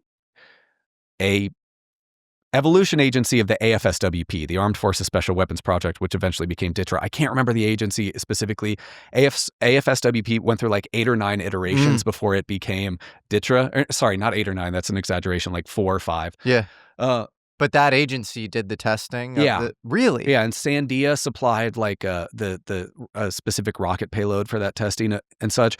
But what's interesting to me is when Dylan Borland talks about old Atomic Energy Commission records, talking about concluding that UFOs are extraterrestrial vehicles based upon the Atomic Energy Commission. I wonder if part of those records adhere to the AFSWP before it became DTRA, recording that crash. Yeah, and the whole, so there's this guy, D. Dean Johnson, who tried to do this like takedown of Malmgren, and the whole takedown was like, he couldn't have held the Q clearance, which you wouldn't be able to figure out through the FBI at all if the guy was CIA. You just wouldn't. And especially if you're a non-official cover CIA, there's just no way. And so I think a lot of those points are sort of rendered moot. And then you could say, well, he wasn't CIA, but it's like, if you read the tea leaves on the interview, he's saying he handled the presidential daily brief. That's a CIA thing. He's saying he's best friends with Tom Farmer, who happened to be the general counsel of the CIA. He had Paul Mellon's walking stick in the interview, and I'm holding it for half the time in the interview or whatever because I wanted to see it. And he had it offhand, just in his apartment. Does it represent anything? It looks very unique. Well, he had a lot of power. So Paul Mellon's one of the founders of the CIA. So like, I don't know. You got to read the kind of tea leaves on it. And I kind of, I think, figured that out through kind of basic research. He's at Oxford, he's Yale, it's like, Richard Bissell's your mentor. He's deputy director. He's number 2 in the entire CIA. Yeah. We have Richard Bissell all over his diary. Yeah, all over it. So it's like so clear to me that he was CIA. And then, I don't know, I felt like maybe it was hard for me to break this, gentlemanly oath that he was kind of breaking it on his own. He clearly was breaking it in the UFO context, but I felt weird explicitly outing him. Yeah. Hey, are you CIA? Yeah. And it's the guy's like, literally by the time we had put it out, he had passed away, sadly. And so like, I just didn't feel like it was my place, but I did insert a little thing at the very beginning in the monologue saying, if you watch this entire interview, you'll realize he's part of a much deeper intelligence network than meets the eye. Yeah. And I think that maybe a lot of people didn't process that. Clearly, D. Dean Johnson didn't, but I don't know. The Q clearance specifically is kind of a mute point to me. Of course, Q clearance is the DOE's equivalent of a top secret clearance. So there are some not public individuals that I'm familiar with, one of whom specifically has claimed to have operated on a crash retrieval team, UFO crash retrieval team out of the Nevada Test and Training Range. I've spent a lot of time kind of vetting this person and studying their claims, and I have to say I do trust them and believe them. And at Area 51? Area 51 adjacent sites. Not S4, but not adjacent sites. Okay. Can you say where? Or? One such place would be the Tonopah Test Range, TTR, which is managed by Sandia. Sandia, which is the Department of Energy's experimental weapons testing range. And what does he say he does specifically in the context of crash retrievals? We'll talk about that, 'cause that's interesting. Cool, There's some interesting points there. But basically, this guy was sheep-dipped from another U.S. military branch. Sheep-dipped, we know that term from Jake Barber, going down the combat controller pipeline, taken into the program. Means getting erased. Yeah. Yeah. It's an agency term, right? Yeah, going full ghost. Yeah. Yeah. And so this guy was sheep-dipped into the programs, and 4 programs went on blue sites or unacknowledged sites just to hang out for staging ops for rapid reaction retrieval teams. He has a badge. The badge has NRO on it, and it just has a haphazardly slapped on Q clearance. So again, I have to state that I can't really provide evidence for this guy's testimony to you, and this should be taken with conjecture, of course, but this individual, I personally believe his testimony, and it seems like he never tested for a Q clearance. He never went through any sort of system to get a Q clearance. He was just given it. He was just given the Q clearance. Yeah. And I think this is also important because we just went through kind of org chart stuff around how the UFO stuff works hierarchically. Yeah. But as far as the classification and clearances of this stuff, the Atomic Energy Commission and special nuclear material, all of that stuff is really important. Yeah. And so, So go watch David Grush on Joe Rogan. If you've watched it once, watch it again. If you've watched it twice, watch it half a dozen times and listen to the minutia of what he says.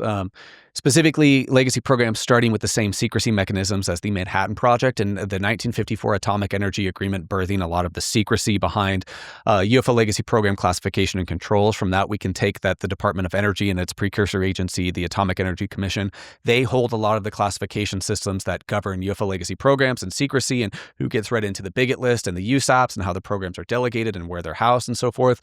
And specifically, there's numerous mechanisms that the Atomic Energy Commission and Department of Energy can utilize based upon the 1954 Atomic Energy Agreement. These include special nuclear materials, anything that gives off vaguely radioactive or radioactive signatures. Let's put that as special nuclear material.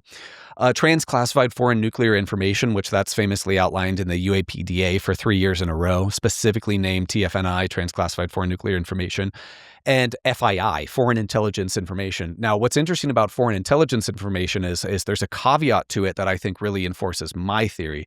One subset of foreign intelligence information, FII, is non-contract, which means not releasable to customers or contractors. I believe this is a security mechanism used for Department of Energy and their semi-autonomous subordinate agency, the National Nuclear Security Administration, to obfuscate UFO programs within DOE and NSA national labs, Sandia, Lawrence Livermore, Los Alamos, and then the Y-12 complex, which houses Oak Ridge. So that's a very interesting kind of rabbit hole to go to. Because, of course, it seems like with legacy programs, there's numerous layers of program security. There's the DARPA SID. If you're considered an insider or outsider threat to them, they'll just kill you. Really? There's the DOE OICI, who... Are there examples of them, like, taking people out? Or? No, but not public. Yeah, but the DOE OICI... well, where are you getting that, though, that DARPA SID can just, like, take people out? Well, I just made a tweet about this pretty recently about the DARPA SID, and basically their program protection structure for special access programs within the United States for the most national security, like restrictive special access programs, the most innovative exotic technology programs for the United States. And it stands to reason that the CIA historically hasn't had a problem with taking out its own citizens if it needs to. If there's an insider-outsider threat, such a program protection agency or directorate on the forefront of legacy programs would not hesitate twice to neutralize insider-outsider threats. Just like whistleblowers we know today face reprisals, right? David Grush has faced reprisals. I know individuals who have had pensions threatened with inappropriate stuff on their computers, really disgusting graphic stuff that is just abhorrent to think about.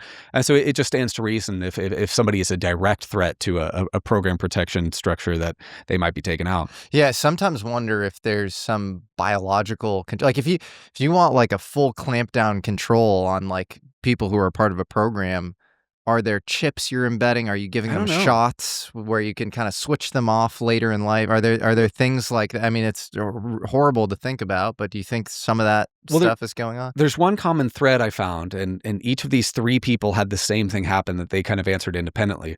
There's Michael Herrera, who observed while deployed on the USS Denver in Sumatra, Indonesia, experienced a team in all black, of operators in a large, seemingly reverse-engineered man-made craft. There's Jonathan Wagan and his infamous 1997 crash retrieval encounter. And then there's Roderick Castle, who during the Hunter Warrior Advanced Warfighting Experiment in 1997, while he was an AV-8B Harrier aviation technician, basically was ordered to check out some unauthorized flare activity. It saw a massive 200, 300-foot triangle and accompanying black team. He was held at gunpoint. All three of these men, directly after their encounters, were given what they were told were anthrax vaccine boosters. Back in the 90s, there was a huge controversy around anthrax scare and anthrax boosters. Roderick Castle specifically had already been given the anthrax vaccine and an anthrax booster. So weird that right after his experience of this team and this triangle, likely man-made triangle, he's given another booster. Same with Wagan, same with Herrera. Anthrax booster. Yeah, weird. What prompted me on this is you saw some sensitive technology. Now you need to be protected from anthrax. Yeah, which was a flash in the pan threat to begin with. Like who's talking about anthrax? Right. What was interesting to me is initially it was Roderick Castle that said this. He was like, yeah, afterwards I was given an anthrax booster, and then I was talking to Mike Herrera about his encounter, and he said, oh, I was just given an anthrax booster, unprompted. This was like months after. And this is like a prophylactic where if you came across anthrax, presumably you'd have an immune defense for it or something. It's like a COVID booster, but for anthrax. Yeah, and then I made that connection. I was in North Carolina sitting across from Jonathan Wagan sharing a meal, and he's talking about his encounter. I love Jonathan Wagan, by the way, one of the greatest guys I know. And he talks about just completely unprompted. Yeah. And, afterwards we were given an anthrax booster. Speaking of Jonathan Wagan, I cannot express to you how much I dislike the fellow Marine sergeants he was with during his encounter. They threw him under the bus and sold him out. Well, let's get into the core details because you just came out with a video maybe a couple months ago or a few months ago that was one of the best, I think, most important just pure whistleblower testimonies about Jonathan Wagan. And what a fascinating story. So tell us about it. I think that can bridge us into how crash retrieval teams work as well. Yeah. Jonathan Wagan, USMC Lance Corporal, 1997, sent to Peru, Operation Laser Strike, which is a counter-narcotics operation. Narco planes shoot him down, get drugs out of Colombia, Bolivia, Peru, entering U.S. airspace. He is told at one point that there's a downed friendly or foreign plane. No big deal. So he and a troop of 8 to 10 Marines, including Sergeant Adkins and Sergeant Allens, trek down to where this aircraft crashed. After a combination of driving and trekking, they encounter a clearing, which in basically a cliff face, there's an enormous egg-shaped, teardrop-shaped craft embedded in the cliff face. The craft is featuring extensive ballistic damage on the back. Wagan guesses to this day this was due to a Peruvian Hawk MIM-23 missile system. There's seemingly a field around the craft. It's kind of silvery, metallic, but around the craft there's this swirling field similar to what Dylan Borland said about the lava-like mechanism that was used seemingly to cloak the craft. This was a purplish, greenish, like oil on water, the mother of pearl effect. There was a light around the circumference of the craft that was kind of slowing down. And there seemed to be a hatch open with what appeared to be an arm hanging out with 4 fingers. This was part of... Did it look like a human arm? Did it look like a reptile or a gray alien? It just looked like an arm hanging out. With 4 fingers. Yeah. And this was actually one of the things that Stephen Greer cut out of their year 2000 interview. Why did he cut anything out of this guy's testimony? At first I thought it was he was vindictive against James Fox, our mutual friend and excellent filmmaker with a great upcoming project, James Fox. He filmed the Wagan interview for Stephen Greer. And so initially when I found the raw files, which even the raw files on Greer's DPI archive are still chopped up, you can find one part where James Fox asks a question and it quickly cuts. So initially I thought Greer just cut out James Fox's part, but it seems more dubious than that if part of Wagan's testimony was excluded. But that's par for the course for Greer, right? We can think of Brad Sorensen in the 1988 Fluxliner incident at the Norton Air Force Base Air Show, where in 1990, Brad Sorensen admitted to Aviation Week and Space Technology senior editor Bill Scott. The entire incident was real. Everything happened. The Fluxliners, the copycat vehicles, and Greer and his cronies stonewalled this interview. So crazy. Yeah. It's if you really want disclosure and you're talking about a guy who, shows up at Edwards. Was it Edwards Air Force Base? It was Norton Air Force Base. Closed down now, near Air Force Plant 42. That's right. And then he's shown some back of the house show, and then he sees an alien reproduction, 3 alien reproduction vehicles hovering or whatever, and you see video of it. Like that's such an important testimony. Yeah. And then he's sort of like, goes dark, and he's like, really mean to all the UFO researchers. He's given me so many death threats. It's crazy. So then you have Stephen Greer is the one guy who's sitting on like really crazy testimony from him, and where is that? Like, did you destroy it, or like where's the evidence? So I think this was found between 2017 and 2019 or 2020. Okay. One of Greer's cronies, a pretty respected and famous researcher, compiled a bunch of documents on this, and I think pried the interview from Bill Scott. And they him and the Greer team just put this all in a PDF, non-OCR'd, so non-searchable PDF, and just posted it on the DPI archive as Norton Air Force Base internal. So this was supposed to be an internal document that was posted to Greer's public archive. This is like a 200-page PDF, and I read through the whole thing because I was doing I was absorbing as much McCandlish as much. Is there audio associated with it? Okay. No, it's a written thing from Bill Scott, but there's also handwritten notes between Bill Scott. So they did Brad publish Sorensen. this? No. They didn't publish it? No. They just made it internal? Yeah. What? I tried to reach out to Bill Scott, but he had a heart attack, so he's in poor health. Oh, Jesus. So I haven't heard from him. I'd like to. He's like to him. Aviation Week. Yeah, and Space Technology senior editor.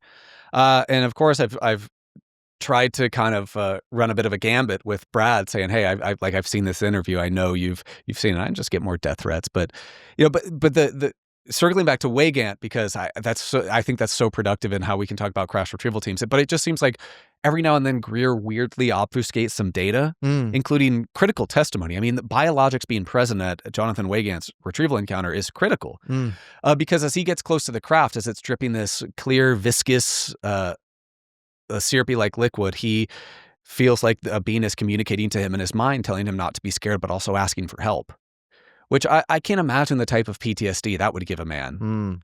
A sentient being like begging for help, but also trying to calm you down. What did he do? Well, he's getting closer and closer to the craft because he's the only one that gets near it. And then Sergeant Allen and Sergeant Adkins kind of jerk him back to reality, screaming at him and tell him to, get the heck out of there. Sergeant Allen and Sergeant Adkins, I won't say which one of them, but one of them, I emailed from my UAPGerb@gmail.com email. It doesn't have my name or anything like that, asking for comment. And they responded, "Hello, my full name." So they're trying to be like trying to big bro me a little bit, be a little bit intimidating, saying like, "I know who you are." They doxed you in their response. Whoa. Yeah, correct. So that's not cool, and that's why I don't like them. And they've also thrown him under the bus. One of them specifically said, "Oh no, Jonathan Wagan's just crazy. It's just not true." But the most important part, in my opinion, is when Wagant and the other Marines leave the clearing. They're immediately intercepted by between 8 and 12 operators in all black, U.S. Army helmets. That's kind of an important detail. All black, no insignia, no name tags, held at gunpoint. Whilst these men are being detained, 2 U.S. Army CH-47 helicopters land. Out of the helicopters come a team in MOP gear, mission-oriented protective posture. Just think hazmat gear. If you think back to the 1965 Kecksburg, Pennsylvania crash, all the witnesses on scene said they saw people in what they called moon suits arrive. But these people are wearing DOE insignia, and some of them have DOE rain jackets. Wagant tries to resist. He gets the crap beaten out of him, and he's taken and held in isolation for a period of up to 2 days after numerous threats of that he's going to be killed and all that stuff. But so that crash retrieval team, that is really important. The people in DOE, that is highly likely the Department of Energy Nuclear Emergency Support Team, DOE NEST. DOE NEST is a DOE NNSA. NNSA, again, is the DOE semi-autonomous agency, the National Nuclear Security Administration Support Team. They're responsible for rapid reaction responses to any sort of CBRNE, chemical, biological, radiological, nuclear, high-yield explosive, specifically dealing with nuclear stuff around the world. This team has their own private jets, of course, which is also really weird detail. That guy I talked to you about that has claimed he's been on retrieval teams out of the NTTR has stated for some rapid reaction events, they would hop on a little private jet. So the DOE NEST has their own private jets. DOE NEST derives its authority from where else? The 1954 Atomic Energy Agreement. So DOE NEST operates under that authority, so they can kind of use the same classification systems to do, whatever the heck they want. So how do they, because I think of OGA, Office of Global Access, as being this kind of rapid response team. Are they coordinating with DOE OGA NEST, are or logistics coordinators. So think about like the NGA as a combat support agency. Them and the NRO, they're providing intelligence, actionable information, and so forth. The CIA is just the coordinator. So in all likelihood, but this is before... And the OGA is under CIA. Yeah, and this is before the OGA existed, right? But in all likelihood, let's say Jonathan Wagan's encounter occurred in 2004, just for a mind exercise. Sure. The CIA OGA would have likely contracted the U.S. Army 160th SOAR, Nighthawks, specifically 1st Battalion, which is the U.S. Army's basically helicopter regiment that supports JSOC operations, to utilize their CH-47s for this retrieval operation. OGA would have said, hey, we need this NEST team, whether they're NEST or whether they're just retrieval operators using NEST and using the 1954 Atomic Energy Agreement as a shield. We need those guys. And then they would also coagulate and get the Tier 1 adjacent, likely U.S. Army Delta, in this case, folks to get to the retrieval scene. So then, what ends up happening to Wagan? So he's basically beat up. He's put in isolation. And then he's given an anthrax shot, as you mentioned later. And then he's anything else? Sent back to Cherry Point. After a while, Sergeant Atkins, Sergeant Allens get mad at him if they try and talk to him. The Marines treat him like crap. So he uses marijuana to get kicked out of the Marines because it's so hellacious for him. Poor guy, man. So messed up. And you see it in his face. He's haunted. He looks haunted. So before we started recording and so forth, he was like trembling. Oh. It still affects him deeply to this day to speak about. I can only imagine. And it took months to get him on camera. He does not want to be on camera. He lives a private life. He has a beautiful family. He works with rescue dogs a lot. Great guy, pure heart, and it's been terrible for him. So that DOE NEST, though, I think there's a lot of interesting things there, because we've talked about special nuclear material, FII, transclassified foreign nuclear information, and now NEST. I think NEST is likely used at abroad or CONUS and OCONUS, outside CONUS, continental United States retrieval operations. The DOE and /NNSA employ 2 other agencies I think are highly likely involved in UFO retrieval operations or passing recovered UFO materials between U.S. national labs here in the continental United States. This would be DOE SRT, Special Response Team, which is sort of a federal unit, a federal protective force that has arrest on-site authority within the U.S. These are the guys that safeguard nuclear material. These are the guys that safeguard Sandia and national labs. And then the DOE NNSA OST, or Office of Secure Transportation. These are the guys that drive the big rigs that transport the materials. Now, the common thing between all 3 of these agencies, NEST, SRT, and OST, these are not comprised of DOD employees. These are comprised of contractors. All 3 of them are comprised of contractors. For example, Sandia has designed the big rigs that OST uses. But that's not the point. The contractors involved are Sandia, Lawrence Livermore, Los Alamos, Raytheon, and our former good friend, now part of Momentum, EG&G. EG&G, of course, is the company that allegedly hired Bob Lazar to work out at Area 51S4. EG&G was, of course, spearheaded by Donald Kerr, of course, the NRO. And EG&G, one of the senior special projects guys, is one of the people, or Alfred O'Donnell is one of the individuals who told George Knapp that there was a recovered saucer held at an Area 51 adjacent site with live biologics in the 1950s. And this is crazy because Alfred O'Donnell was also Annie Jacobson's source. And she goes on Lex Friedman and she goes, I was told on his deathbed, Alfred O'Donnell told me, that was a big source for her book, Area 51, where she was basically given exclusive early access. Post Bob Lazar, nobody really knew anything about Area 51. And she's saying that her source, Alfred O'Donnell, tells her that, what did she say exactly about Roswell? That it was these like... progeria mangled twins from Joseph Mengele at the behest of Joseph Stalin. Once it was determined that this was a hoax and that Stalin was able to get a craft over the United States, and it crashed, and it had people inside of it. They were people that were sort of deformed and meant surgically altered to look like aliens. The United States government decided that it needed to know what on earth that was all about, and if it was possible for us to have the same program. This according to the source, right? Now, that source is Al O'Donnell, who is the nuclear weapons engineer who armed, wired, and fired 186 nuclear weapons. And that's harder to believe than aliens. Yeah, right. To be quite honest. Right. Listening to George Knapp talk about this, you can tell he's a little bit frustrated because he spent because he has the same source as her, and Alfred O'Donnell told him that it's and he also has the UFO turning alien point UFO. of that source. George Knapp stated that there was a meeting set up between one of the heads of EG&G, Edgerton, Germanhausen, and Greer, for one of them to meet with him, Dick D'Amato. You know, Dick D'Amato of the, I think he was SSCI, right? He was kind of in charge of probing SAPs and stuff, and Alfred O'Donnell to talk about recovered UFOs. And this was sometime in the 90s. And when they got to this meeting, the subject of UFOs was off the table. And this was the turning point for Al O'Donnell. He would never speak about it again.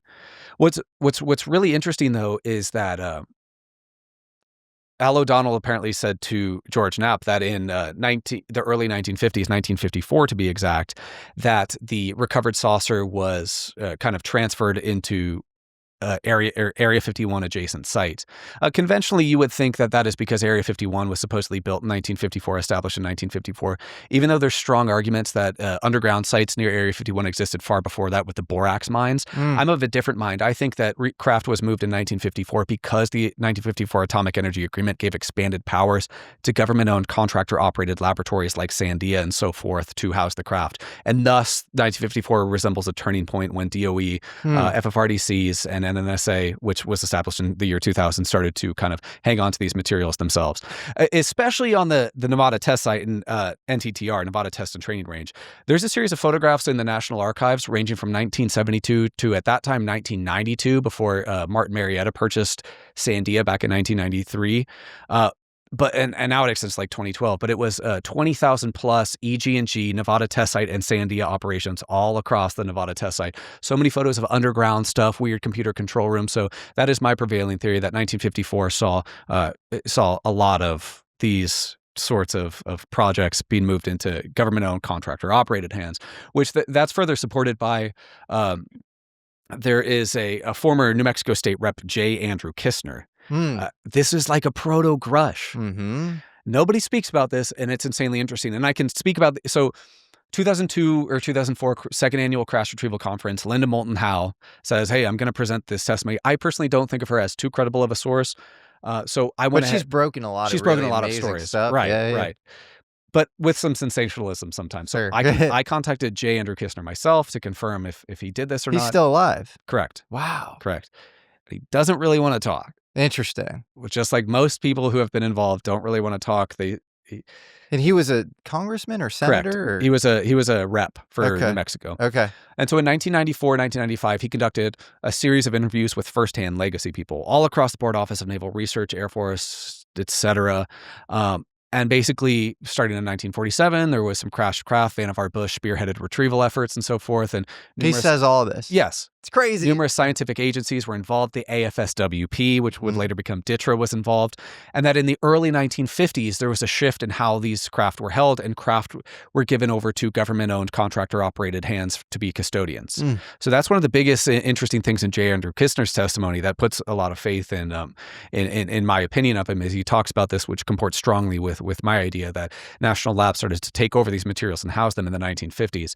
Indeed, J. Andrew Kistner allegedly in 1995 told other New Mexico State Rep Stephen Schiff about this. Stephen Schiff launched a giant probe into Roswell, and there was a GAO audit and an investigation into Roswell where apparently the Air Force had lost all of their files into Roswell. So that's a really interesting rabbit hole as well. Stephen Schiff, I think, is on record saying, complaining about that. Yes. He says that the records were rampant or inappropriately destroyed, all that good stuff. So crazy. It seems like the mid-1990s has a lot of really weird events that might have had to cause UFO legacy programs to reorganize themselves to hide behind this Special Access Program Oversight Committee Senior Review Group. Makes sense. Interesting. So that was when this reorg happened. Yeah. Okay. 1950s. Okay. And so, again, we talked about why the national labs would be perfect to house some of these stuff. I've talked about it before. It's another individual that needs to undergo further vetting because there's some stuff that checks out with his testimony and some stuff that begs more questions. But he has stated he has worked under the Y-12 complex, which houses Oak Ridge, on a UFO legacy program that studies the skin of two recovered non-human saucer craft. Whoa. And this is a current guy that you're in touch with? As of 18 months ago. Wow. 18 months, 24 months, like within the last 1 to 2 And years. he's saying that Oak Ridge houses this program that does like, kind of material analysis on UFO materials. Yeah. So things further need to be vetted with him. So again, this, if you're listening to this interview, this shouldn't be the takeaway. This should be considered an interesting addendum to the conversation already. Like, hey, maybe this is possibly true, but there's some interesting stuff there. 2 recovered discs. He states that MITRE and Battelle are the 2 primary folks involved with this, and that the DOE OICI, Office of Intelligence and Counterintelligence, are the people that kind of run the show. Have you tried to stress test what he said or corroborate it through independent channels? A lot of it checks out, and some of him is a little weird. Okay. So I think at the very least, he's being used as a limited hangout by people who actually work at the Y-12 complex on these stuff, specifically DOE OIC guys.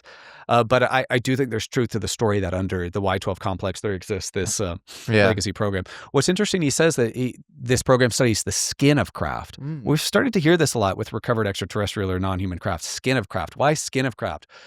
I think there's going to be a budding conversation in the next couple of years that what is common in UFO crash retrieval, specifically eggs, the egg-shaped craft, whether unmanned or manned, is that there's seemingly layers of skin on the craft, inner layers and outer layers separating like the bulkhead from the outer layer of the craft. My mind is drawn to the NTTR operator I spoke of. He spoke about a cracked egg once that he was on retrieval mission for, and there was layers, like a Russian nesting doll. There was layers of skin under the craft. I think back to the 1948 testimony of one Albert Bruce Collins, who claimed to be a metallurgist who had some exposure to exotic stuff at the University of California, Berkeley. This guy, further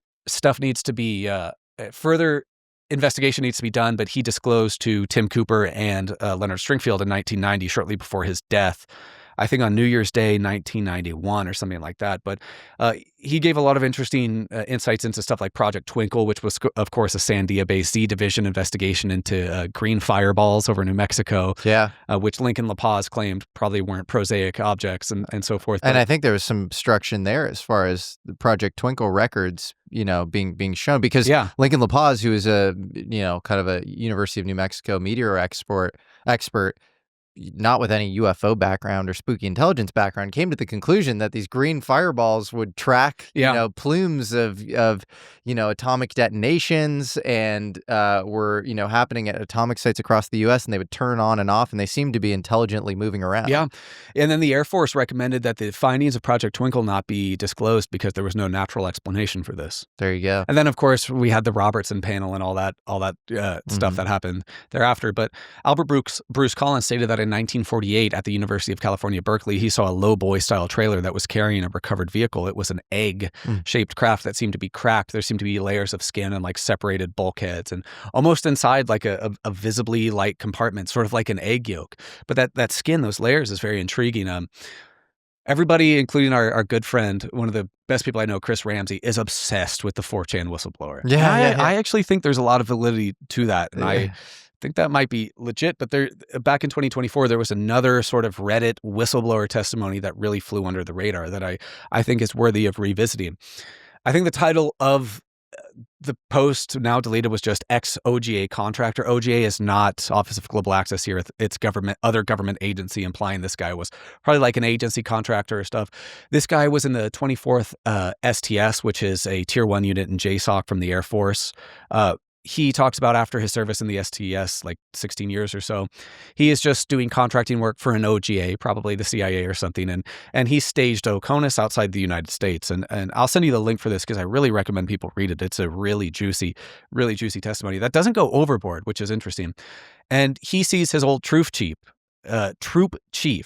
There's a couple C-130s that fly up to the base. It's all hush-hush. Nobody talks about it. He sees these people just get into U.S. Army CH-47s, likely 160th SOAR for rapid reaction teams. And then no talk about this, completely hush-hush. About 6 to 10 hours later, that team returns and he sees his old troop chief. This is very strange to this testimony, this poster, because the troop chief was just having beers in Virginia doing a fantasy football draft days prior. The troop chief looks super disturbed, super tired, a little out of it, but won't really say what happened. The poster of this kind of pokes around. What were these guys doing? The term crash retrieval came up, and he was kind of chewed out, reamed for it. A year later, he meets up with his troop chief, and the troop chief kind of opens up and says what had happened. He was on a parallel, not directly JSOC, but a parallel Tier 1 unit that was siloed under its own umbrella authority, not responsible for traditional SOCOM channels, that was responsible for crash retrieval of exotic vehicles. In the span of 4 years, he had only done 3 retrieval incidents, 2 of which were completely unknown to him. He had no idea what they were, but this new one really shook him to the core. The team was taken to a retrieval site, and there they found an egg embedded in mud. The egg, there was no like brush fire, there was no, explosive residue. It seemed like a giant bowling ball had been dropped from space, and this egg had landed in. And this large silvery metallic egg, I think larger than the size of a couple SUVs, was cracked, and inside, what else is there but layers of craft, seeming like the nesting doll analogy is used. What's interesting is this guy said the air felt soupy. The air felt soupy. Recall when Dylan Borland said that triangle took off above him at Langley, he felt he felt like charged air, right? Yeah. So it feels like there's felt like thunder. It felt like like electricity, run through his body or something. Yeah. Just like Jonathan Wagan said, the air felt heavy as soon as he got in the proximity of the craft. And the guy didn't know what to do. They're just there to secure the LZ, but it's an anomalous vehicle that doesn't seem to be manned, or like we like to say, SOB, souls on board. But it's a really tame testimony that I encourage people to look at. It comports with what I know about manned and unmanned egg retrievals. It's very interesting. It's so fascinating. Yeah. And you mentioned, there's so many places to take this, but you mentioned in 2003, the OGA, under the CIA gets created, the Office of Global Access. And I think there's a Daily Mail article that outlines, Chris Sharp. Yeah, Chris Sharp again. Okay, there you go. All over the world, they're kind of, keeping their finger on the pulse of UFO crashes. And I think there's a rumor because you mentioned, if the Wagan crash were after 2003, JSOC would have been involved and the Army would have been involved. I believe there's a rumor of a dogfight between Lockheed crash retrieval team and a JSOC crash retrieval team in 2004, competing over trying to retrieve the old Sentinels of Ether, the Jake Barber classic. I mean, I've heard that checks out with the details of it and why certain elements in Sentinels of Ether, which was like a roman à clef written by Jake Barber under a pseudonym, right, to try and trick Dopser in an intriguing play. I think there's details there that are more important. For example, I think the location of Coyame, Mexico is really important. I wouldn't be surprised if there's Explain that. So just context for the audience, basic context. So Jake Barber, obviously, very important, UFO whistleblower, came out earlier this year through Ross Coulthard, me, a couple other people, and said that he retrieved an egg-shaped craft on this sort of, generic range, sort of, California test range. Did you see this egg? I saw it. Absolutely. What did it look like? It's probably 20 feet plus or minus, I don't know, 10% from my point of view. I was 150 feet from it, had a 150-foot long line that night. In a couple of different instances. Well, I guess one was an egg, one was an 8-gon craft.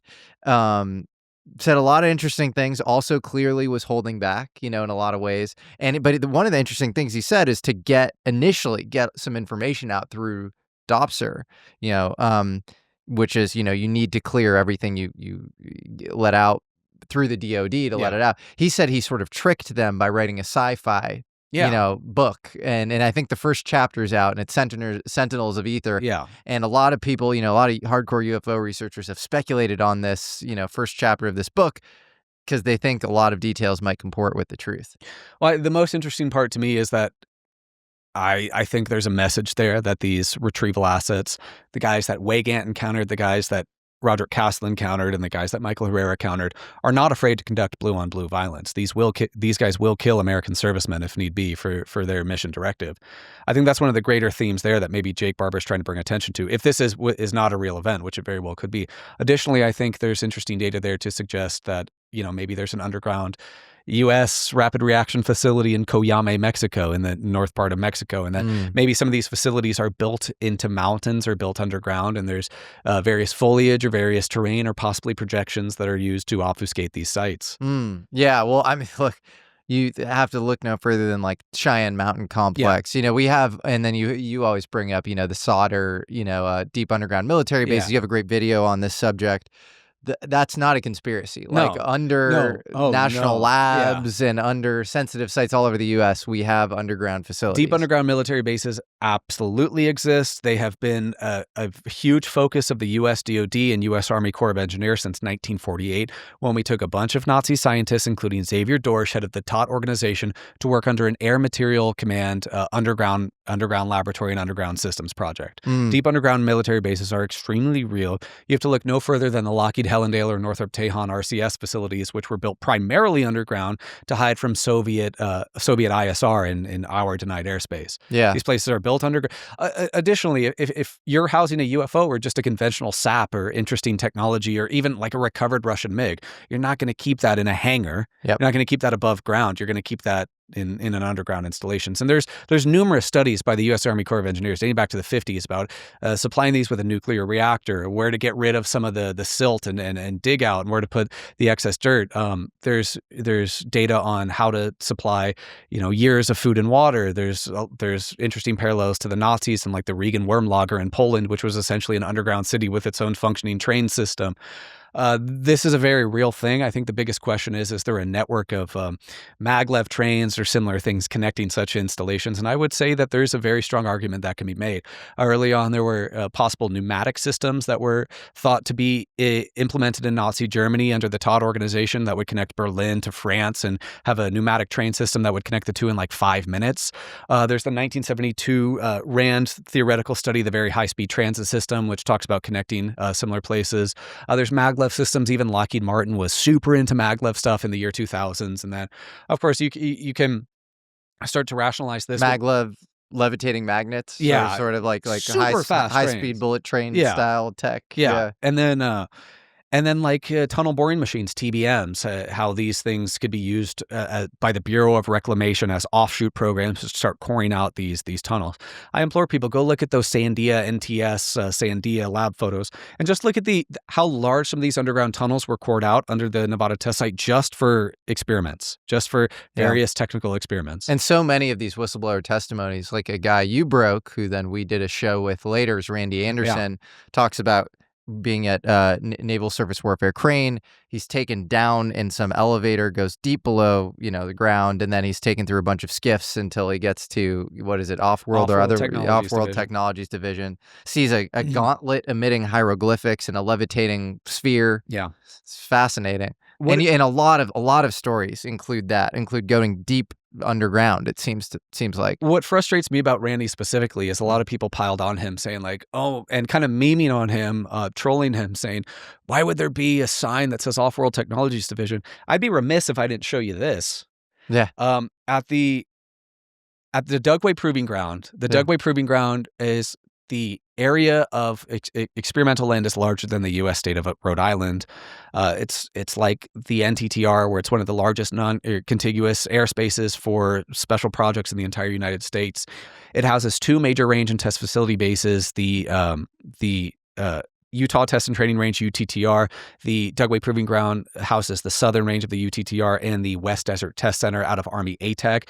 By the way, if anybody's listening who's interested in Battelle, go look at who spearheads the West Desert Test Center, Mr. Ryan W. Harris, who has a background of working for projects for the DITRA and Battelle.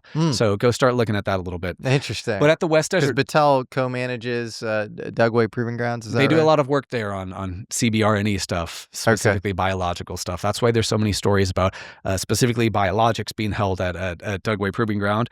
And speaking of, this is in the cafeteria at the West Desert Test Center, and I'll send you that so you can put it in the video. We'll pop it up. Whoa. They do this stuff right in your face. That's so crazy. And this looks so realistic, too. And you got the 3 fingers. Yeah.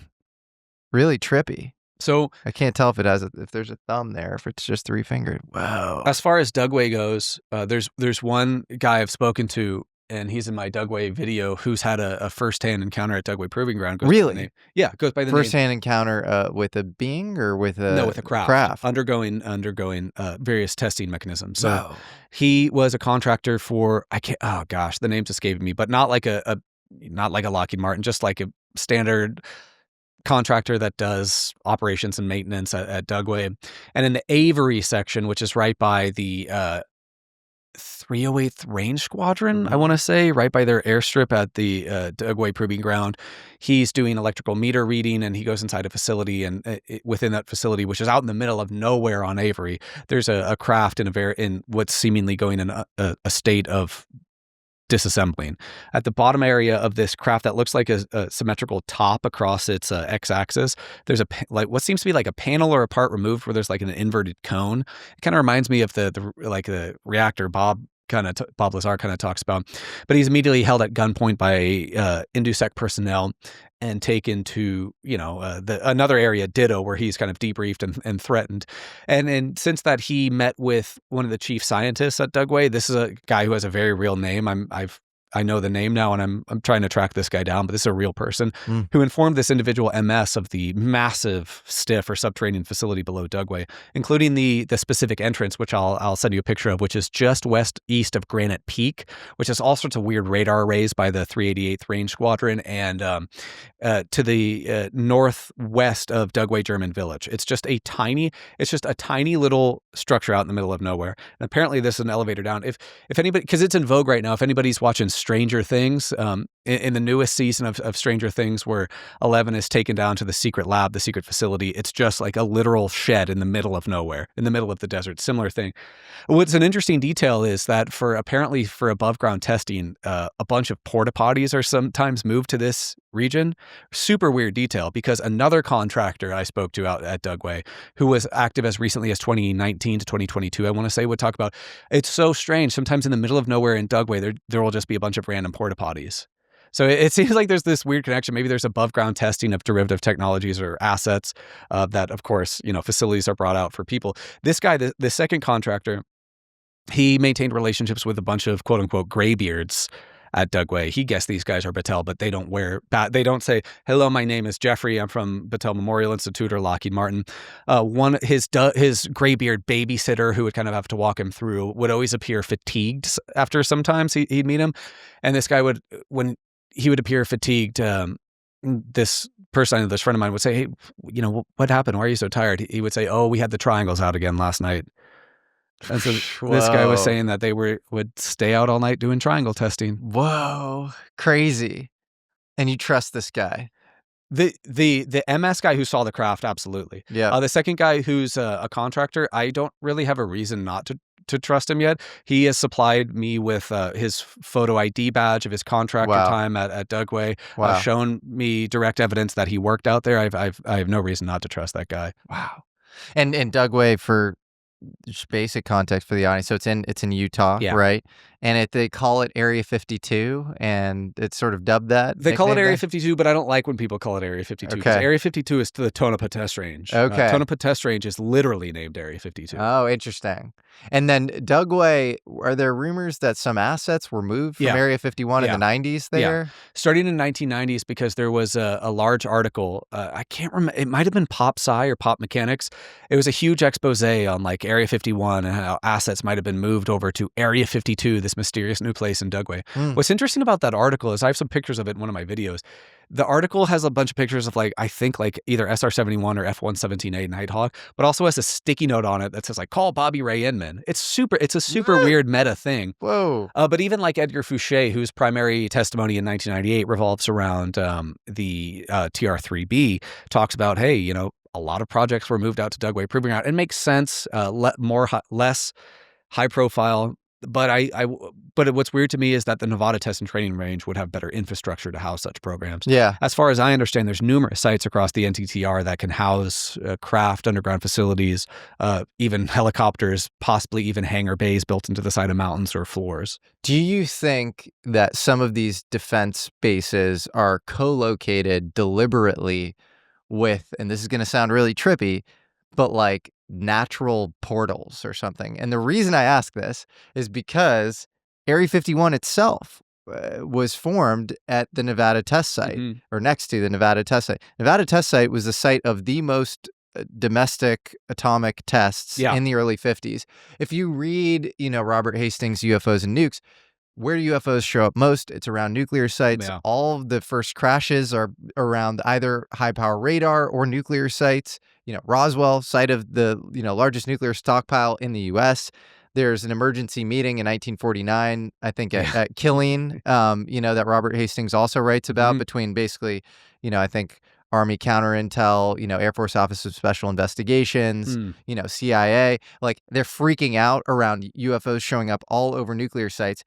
And then you have the Jake Barber testimony where it's like there's some sort of mental connection, with the UFO. And so if I were studying UFOs, I would look for places that are weird to begin with, like Skinwalker Ranch. And maybe Skinwalker Ranch is like the limited hangout version of this, and I would put my defense stuff there and I would try to engage in the weird UFO shit where it's already kind of happening. Well, correct me if I'm wrong. Didn't Jake Barber talk about some of the like light orbs or weird, non-really physically identifiable craft he'd see over the range would like almost phase into mountains or like disappear in rock formations? Yes, and you have Ross Coulthard doing his investigative research at Bradshaw Ranch in Sedona, Arizona. We have all this weird stuff. I think it's like supposedly associated with the university, but you have all these kind of armed guards there, and it's and multiple people in the area see the crafts going into this mountain. And Sentinels of Ether talks about that too, Jake Barber's book. So I'm wondering if there's this weird co-location of like paranormal stuff is already happening at this place. Let's study it and instantiate it, and house it in some official defense capacity. Yeah, I think there's probably 3 possibilities, and they're all super likely, and they probably all are a thing. You house these sites by already weird locations with activity. Maybe if that 4chan whistleblower is to be believed, and there's places within the Bahamas that large hamburger-shaped mothership that 3D prints UFOs to spec houses. Gosh, I don't know, maybe... They say the Bahamas. I think, like Bermuda, I think is an area it frequents. Well, gosh, it would make sense to have... Well, you have magnetic anomalies there. AUTEC is in the Bahamas. That's what I was going to say. Weapons testing facility. It would make sense to have that there. Yeah. And then... That's one thing that's probably true. 2, that's probably true. Put these installations in the middle of nowhere so you can bring the triangles out where people aren't around for hundreds of miles. And 3, hide stuff in plain sight. Yeah. I wouldn't be surprised if there are access to stiffs, SAP-Fs that are literally in corporate parks or shopping centers. Interesting. Do you have anything specific there or that you're thinking about? Not specifics that I want to talk about, but I wouldn't be surprised if, in the future, if more locations are spoken about, that some of these places are in plain sight. Do you think there's anything near LAX? Maybe. Well, yeah, because it's near it's very close to the Antelope Valley, and in Los Angeles there's numerous FFRDCs, numerous locations and DoD defense laboratories. I would not be surprised if there's a large infrastructure underground there. How many UFOs do you think are sitting in hangars across the United States? I don't know. If you look to what Parber spoke about before he went public, he would say over his specific range, 1 to 2 a year. That number seems high for me. That seems quite high. Maybe he also meant that they were downing derivative vehicles to test their hardness to the dog whistle and the weird. Or 1 to 2 a year might include just random material that isn't debris, like a whole craft. Or debris, intake from other locations that they can have the infrastructure to house the craft in there. And Hal Puthoff, I think, stated a number on Joe Rogan. I think he Didn't he say like 12 to 15? I think something like that. I think that's low. That seems a little low to me too. 40 to 50? Okay. Maybe 50 to 100, because I do think there's validity to the U.S. has constructed offensive weaponry against UFOs.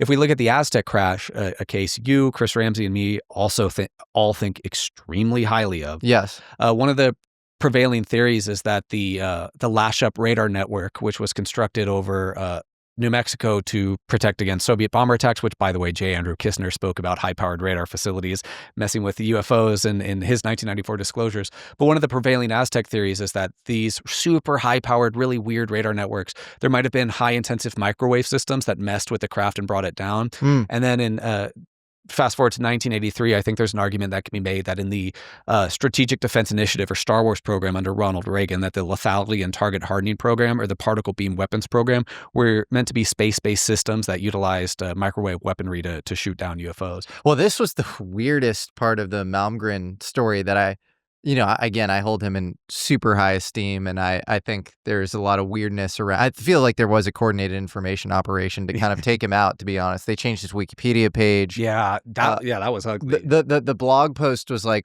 we asked XYZ person and they hadn't heard of him over and over again, which is like, you're talking about like this knock who like was clearly like, I don't doubt his connections for a second. Right. The guy was connected at extremely elite levels. He knew a lot of very interesting people, and I think he was in a lot of the rooms that he said he was in. Yeah.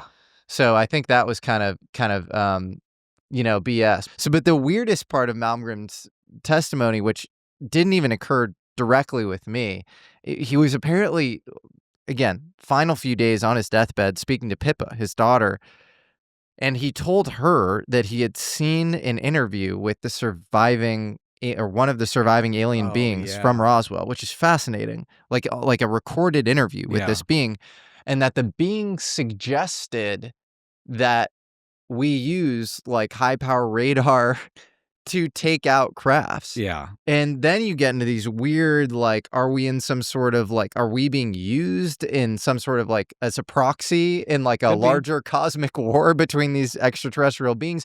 And he was involved, I believe, in the Strategic Defense Initiative. Yeah. And if you look at Bluegill Triple Prime, it was kind of a proto-SDI Strategic Defense Initiative thing that he was doing. It was missile defense. Missile defense was this big issue at the time because you couldn't really kinetically, like, we didn't have like interceptors that could like knock into like Soviet missiles. Right. And so, in that case, it was like this X-ray burst that would like take out the surrounding missiles. Really interesting. Yeah. There's this like Rand Corporation paper, I think, kind of scoping it out before they actually executed on it in '63. And SAIC was up to the gills working on those programs as well for SDI. Yeah. They were one of the largest contractors, right, for SDI. What's interesting to me is that there are some theories out there that the actual idea for SDI originated with Eisenhower, not Reagan. And then, of course, what was established under Eisenhower? Well, the NRO. There's a theory that could be constructed that as soon as we got the NRO up there with their taking over the Corona satellite program and all sorts of keyhole satellites, they immediately started getting a bunch of imagery and signals intelligence of a bunch of UFOs. Yeah. Well, now you have Beatrice Villarreal coming out with this peer-reviewed paper. This is wild to me because it's like academia has nothing to say, and kudos to Brian Keating, who's actually usually kind of more on the anti-UFO side, but he's like, this has to be contended with. You have Sabina Hassenfeld. There are a few people with real credentials and larger platforms saying Beatrice Villarreal, who's Stockholm University, astronomer with actually a physics background as well. The Palomar plates. Palomar is this observatory in California, and it was the most prominent observatory in use in the 50s between 49 and 57 pre-Sputnik going up into space. Yeah. You have over 100,000 transients, light-reflecting objects. It's insane, and nobody has a good debunk to this day, and it's peer-reviewed. And isn't there data that Donald Menzel and the Menzel plates, he was one of the ones kind of stripping some of these plates out? Not only is there like that a rumor, that is from a book by Dorrit Hoffleit, who became a respected astronomer in her own right. Was at Harvard with Donald Menzel and writes about this. And by the way, Donald Menzel not only held extremely high clearances in just about every agency you could name. He was rumored to be Majestic 12. I believe Kennedy, while he was at Harvard, had an interest in like astrophysics, and so he had some relationship with Don Menzel. But Don Menzel was also head of and I always botch this, but the earliest version of NIST. So it's like the Bureau of like Standards in the U.S. Oh, yeah. So it was like the organization that like creates like the encryption standards and like decides that we're not going on the metric system or whatever. Like the kind of the most reality management style job you could think of. And he's the guy caught destroying plates by somebody who's very reputable, Dorrit Hoffleit. So Yeah, it's weird. And there were only like there weren't that many observatories in at the time that were even functioning. And so I think if you get one other observatory to do like if it's pretty correlated, they have transients also from 1949 to 1957 that line up with what Beatrice finds. To me, that's like game over for disclosure. So literally, like you're talking about like light reflecting objects that aren't comets, meteoroids, meteors, asteroids. It's not satellites. Like she's clearly debunked all of that enough to like the average astronomer for them to like peer review it, and like that seems like a an easy first order debunk that she's getting around. So this is crazy news. And already the armchair debunk is to say it was Project Mogul balloons. Yeah, did somebody say that?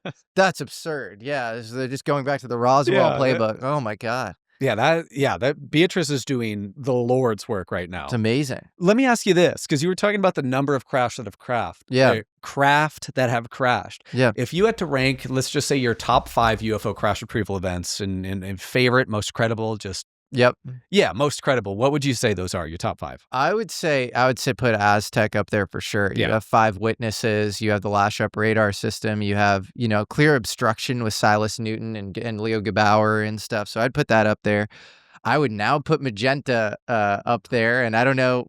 Depending on when this comes out, I'll either tease here now or this will have come out already. But Marconi, who invented the radio. Yeah. This is like getting like Oppenheimer's offspring saying that he worked on UFOs. Marconi's grandson, I was able to track him down and get an interview. He's a Prince Marconi.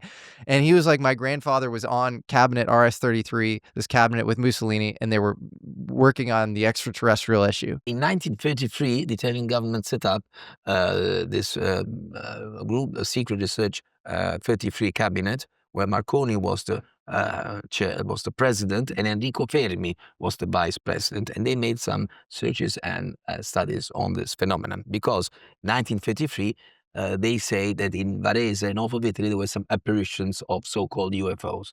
So in Magenta, Italy, or do you know where specifically? Yes, Varese, it's north east Italy. Northeast, yes. Varese, it's north of Milan, in Lombardy. And between Lombardy and Venetian land. He couldn't go much deeper than that, but that's fascinating. You would now have archival and stuff that corroborates RS-33 existing.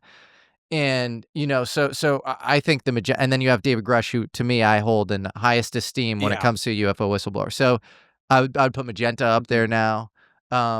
I really like the 90s Brookhaven crash. I think that's really fascinating. New York, it's a great case. There's a really interesting testimony from a sheriff around that that I think is very strong. And then to me it pattern matches because they have Cosmotron, the particle accelerator. I think particle accelerators and nuclear seem to attract UFOs. So I think that's up there for me. I would say Kecksburg with the Eric Walker, connection, I think is really fascinating.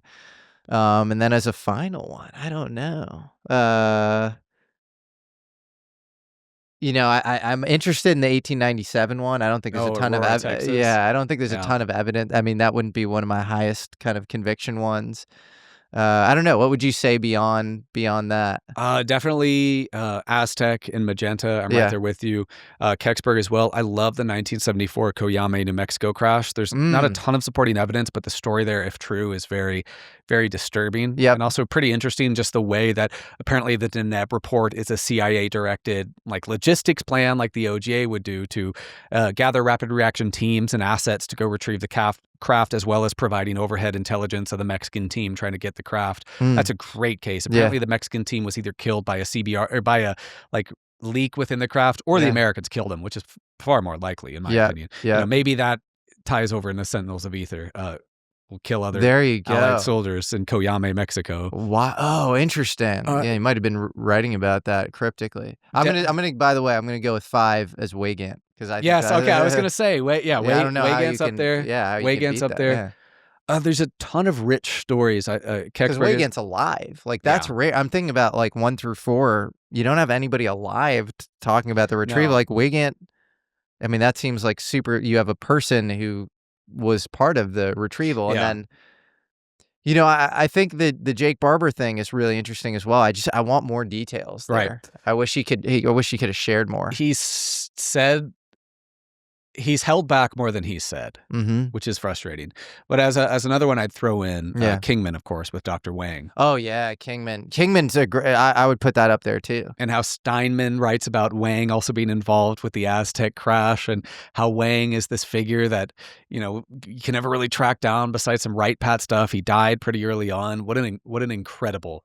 That's an amazing story. So you have our Operation Upshot Knothole, which was a test in 1953. I think it was a Nevada test site, right? Or Arizona. It was Arizona. Yes, Arizona. I thought it was Nevada, but the crash ended up occurring in Kingman. I'm pretty sure it did. I think you're right. Yeah, it occurred just across. Yeah, it was close, but yeah. And then that's like Arthur Stansel. Yep, who has records to show him at Wright Pat. Yeah, Wright Airfield at the time. Yeah, and Operation Upshot Knothole. He was there.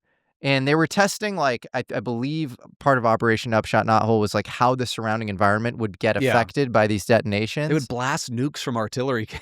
It's crazy. And it was like surrounding neighborhoods. What happened? Yeah. It was like really crazy. That was about the time we'd blow up atomic weapons and send in army regiments right after the blast. So nuts, man. So yeah, so he is then like, what is it, like blindfolded, and he's like drives like into Kingman, Arizona, and then he sees like a little being in a cot or something. Yeah, it's like a makeshift tent that there's a tiny little brownish being, possibly charred and mangled, because he was sent in to do ballistic trajectory analysis. That's right. Because the craft had theoretically impacted at incredible speeds and disrupted much of the surrounding area, but the craft itself wasn't damaged. And the craft itself, I think, looked like two pans fused together.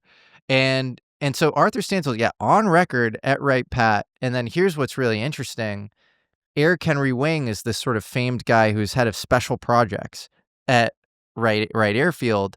And I believe he studied in Vienna with Victor Schauberger. Yes, he did. Yeah. Really interesting. Yeah. This famous kind of Austrian, naturalist who believed in this impeller propulsion system and had his own flying saucer designs. And there's this question of like, did Eric Henry Wing exist? And you have some evidence that maybe he did exist. Yeah. Sure. Oh, yes. He existed. He existed. If you look through the DTIC, the Defense Technical Information Center, you can find actual, old engineering documents with Eric Henry Wing on it. But we might have a new kind of break in the case of actually finding photos of Eric Henry Wing at Wright-Patterson back in the 1950s. If we can do that, I think that would be get those photos and actually put kind of a face to the name and location. That's going to open up new avenues. That's a big deal. Exploring Wing. And I was maybe playing a little coy. I could say definitively he was real because I have a researcher friend who's in touch with his daughter now. So like, yeah, he was a real guy. And then here's what's really interesting about that William Steinman book, Aztec. He says that Eric Henry Wing was erased from the internet. He was the only guy that when Steinman, because Steinman was a great researcher, he would go knocking on everybody's door, and he was trying to figure out what was up with this Eric Henry Wing guy who was head of special projects at Wright Airfield, then gets moved to Kirtland Air Force Base. Yeah. And he's like, who is this guy? Sandia. Yeah, now Sandia. And so he's like, what's going on with this guy? And he keeps getting these slaps on the wrist, like, don't look at him. Don't look at him. He goes, I figured out he reported to a guy named H.A.K. Yep. And guess who H.A.K. is? Kissinger. Yeah. It's Henry A. Kissinger. Yeah. And there was like a source that Steinman was talking to had information about Wang that went cold on him and all that. Well, he showed up, Maria Wang. I believe he met his wife. Yeah. And Maria Wang, like, I think it flipped on him or something. Steinman is a treasure. Can we, the Aztec book, how Steinman went to Colorado through court records to find out how Gebauer and Silas Newton were unfairly attacked in their court case is astonishing.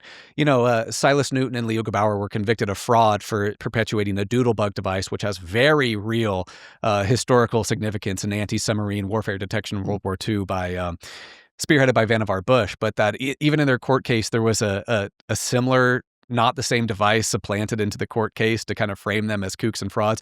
And Steinman did all of this. He was also a pioneer talking to Eric Walker. He was a pioneer on numerous cases. Numerous cases. And even Scully, the case behind the flying saucer, like the, kind of original, like archetypal UFO book that outlines this kind of Aztec crash. he was trusted with a lot of like celebrity, sort of like really sensitive information. Yeah. And so whoever Dr. G was, this sort of like, consortium of scientists. Yeah, exactly. All of whom worked on anti-submarine programs under Vannevar Bush. So wild. So wild. Yeah. Scott and Suzanne Ramsey have really, they deserve all the credit for digging up this like kind of like short list of like 8 to 9 scientists that likely are being represented in this pseudonym, Dr. G. Yeah. And they're getting in touch with Silas Newton. Silas Newton, by the way, was worth, I don't know if you know this, $20 million at the time. Really rich oil man. Yeah. So that's like a few $100 million now. Yeah. And pro golfer too. I didn't know that. Yeah, he was That's like amazing. a pro or semi-pro golfer. So no reason to lie about, no reason to con anybody with a doodle bug, no reason to lie about a UFO crash. But also in their court case, Gebauer and Newton summoned multiple witnesses who spoke to the doodle bug's efficacy in finding oil deposits under their system. I can't remember the exact acronym. I think it was like MAP or something, but like a magnetic resonance thing to detect cavities underground that they actually found success with. Yeah, interesting.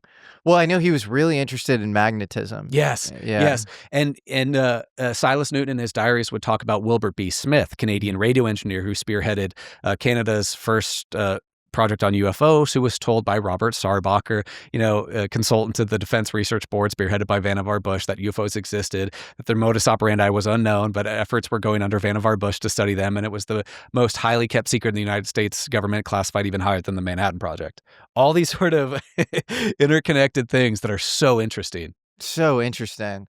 I think, I wonder if one of these people, like Sarbacher has a son. Yeah. And I wonder if we could get in touch with I'd like to. I always try and talk to people's kids. Like I've tried to get in contact with Dr. Eric Walker's kids. Yeah. Just no avail. Don't hear anything. So what are all of the locations in the U.S. that you think house UFOs? So it seems like if we're looking at the continental United States, there's a big divide, right? There's the west of the country, which has lower population density, which seems more suitable to RDT&E work, research, development, test, and evaluation. You have massive ranges, Dugway and the Nevada Test and Training Range, on which you could test derivative technologies. If we're looking out east, of course, we talked about the AUTEC, Atlantic Undersea Test and Evaluation Command, which is a Navy major range and test facility base. Patuxent River as well. I think whistleblower Matthew Brown talked about Amentum hangars at Patuxent River housing some anomalous stuff. And remember, EG&G eventually transitioned into Patuxent River. Wasn't Sal Pais also Pax River? Yeah, he was at Pax River when he filed his patents. Yeah, and his patents seem like how a UFO might work. Yeah, like an internal mass production triangular craft. Mm-hmm. Yeah, that's weird. And with Matthew Brown, I'm not sure I agree with him about Amentum hangars. Part of what I have come to strongly believe and would contest with that statement is I think the owners of the hangars are FFRDCs. They're the ones who manage it. Interesting. MITRE hangar, yes, but this is part of a theory I have about why the Kona Blue PSAP failed. I think there's a very strict chain of command. People say legacy programs have no oversight. I disagree completely.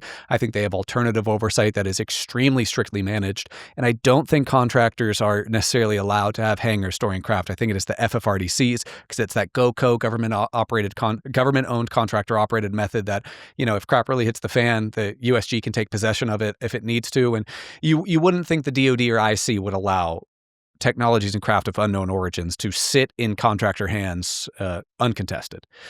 But so Pax River, I'd imagine MITRE has quite a bit of involvement out there in Pax River. The crown jewel of out east is Crystal City in Virginia. There was one firsthand legacy guy, a friend of mine I was speaking to once, and he said that the answer to most of what you're looking for is in Crystal City, Virginia. Really? Crystal City houses 8 of 10 of the U.S.'s biggest defense contractors, numerous FFRDCs. This Crystal City in Arlington? Or? Yeah, near Arlington. Yeah. And then, of course, you got that Chantilly region with the NRO headquarters and SAIC headquarters and all that. But I imagine Crystal City is likely where I guess the lifeblood of legacy programs is executed, the framework, the agreements, what contractors are rotated through, what programs are rotated through, where a lot of the bigot list access is handled. And isn't John Peterson based out there? The kind of the Arlington Institute, futuristic studies or whatever. Yeah, and of course BDM McLean was out there, where the Advanced Theoretical Physics Working Group was held. And interesting. So that's where that group was with Hal Puthoff and Oki Shannon, kind of looking into UFOs. And then under Washington, D.C., the Pentagon, I have reason to believe there's a very large underground facility, not the NMCC, the National Something Command Center, the NMCC. It's not that. It's a massive facility deep beneath the Pentagon that likely houses some sort of very clandestine office that, at least in years past, would manually process read-on access to USAPs. A weird place deep under the Pentagon. There's some interesting data to confirm its existence, but it's still contested. And then, of course, lastly, we have the Y-12 complex in Oak Ridge, Tennessee. Which, hey, Sean Kirkpatrick, why did you run to Oak Ridge after you fled from Arrow?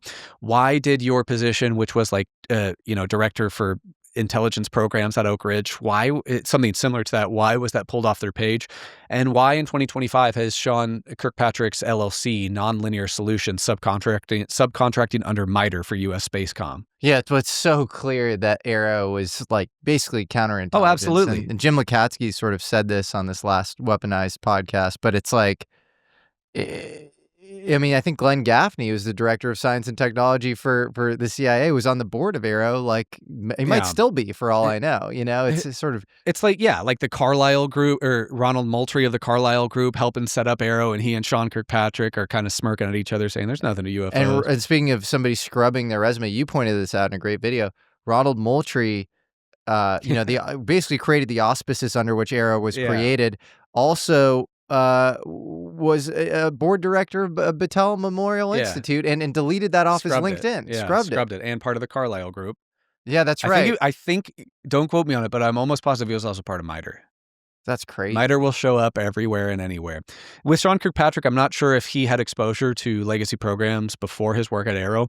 One could probably argue with his positions in Spacecom and with intelligence, he might have been exposed to programs of IMINT or SIGINT satellites and overhead collection platforms actually collecting UFOs. There's a big misconception there, by the way. People think that the overhead satellites, NRO satellites are just picking up live feeds of UFOs. No, this stuff is all parsed into data. All the data is transmitted from the satellites electronically. So a program like Immaculate Constellation or a legacy program satellite, because Immaculate Constellation isn't a legacy program. It was a reactionary USAP established in 2017, would clip out data that would probably depict anomalies like a UFO and sequester it into IMCOM or another legacy program site. So who knows if Sean Kirkpatrick had previous exposure to UFO legacy programs, but a strong argument could be made that whilst he was head of Arrow, he was retroactively briefed into various aspects of legacy programs, so he would know what to lie about in the Arrow historical report. Yeah, and I think the larger point is there's just such a conflict of interest. Yeah.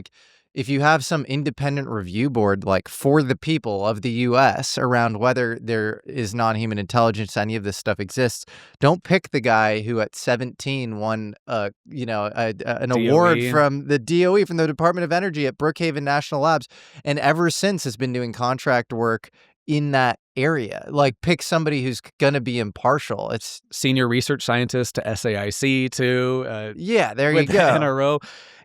Specifically, I think back to, then you must ask the question, what did Arrow lie about in that testimony? One specific example we know for a fact that was lied about in Arrow Historical Report Volume 1 was Michael Herrera's testimony. We actually pried his MFR from Arrow, his Memorandum for Record, because the Arrow Historical Report said Herrera spoke about an extraterrestrial spacecraft and U.S. Special Forces, neither of which he spoke about. So if Sean Kirkpatrick was retroactively briefed into parts of legacy programs just to know enough to, obfuscate the report, that means if he lied about Herrera's testimony, does he have knowledge of direct action crash retrieval personnel? Interesting. Yeah. And you have meetings, pictures of him in a meeting with Brandon Fugel giving the one Yeah, weird kind of look over his shoulder at the guy who's taking the photo of him. Yeah. And, so clearly he was being briefed on some of this stuff, earlier than he likes to admit. And anybody who talks to him says he's awful. Yeah. Repugnant. And he seems like you just, you mentioned this as well in your video. He will adamantly say extraterrestrial. Yes. He will never say non-human. Yes. Where, maybe we don't have a smoking gun that these things are from another specific planet. Yeah, remember that David Grush B-roll footage with Ross Coulthart when he speaks about biologics? He says presumably extraterrestrial, but not a for sure confirmation. That's why they say non-human. Presumably extraterrestrial, but not for sure. Yeah. No, I mean, I think it's hard to know. I think maybe the biggest misconception of all in this whole disclosure conversation is the idea that the government has a monopoly on metaphysical truth. Right. Like there's somebody there who like has this core theory of how the world works that is way more accurate than somebody on the outside. I think they have a ton of asymmetric data on this issue for sure. And a lot of it is worthy of disclosure. And this needs to be, outside of stuff that's like extremely, like weaponizable at like low costs or whatever. Like everything else should be like completely disclosed. It's the nature of reality. But like we would still have to piece together the nature of reality. Right. I don't think the government's sitting on that. No, it seems like their entire, as David Grush says, asymmetrical warfare advantages and feudalistic dominance. Yes. That's what they're not out there philosophizing as to like the larger truths of these beings. Speaking of Sean Kirkpatrick, I'm reminded when Susan Go was asked by a FOIA researcher or somebody if they could amend her statement about no extraterrestrials to include non-human intelligence, to which she said, no, you absolutely cannot amend my statement to include we have no evidence of non-human intelligence.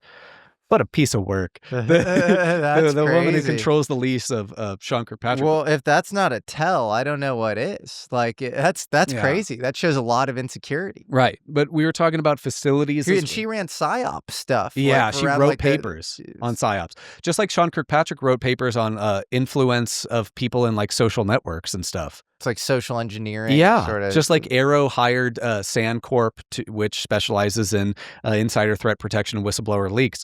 Tim Phillips went blabbering on a podcast saying Sandcorp was hired to connect Arrow to subject matter experts.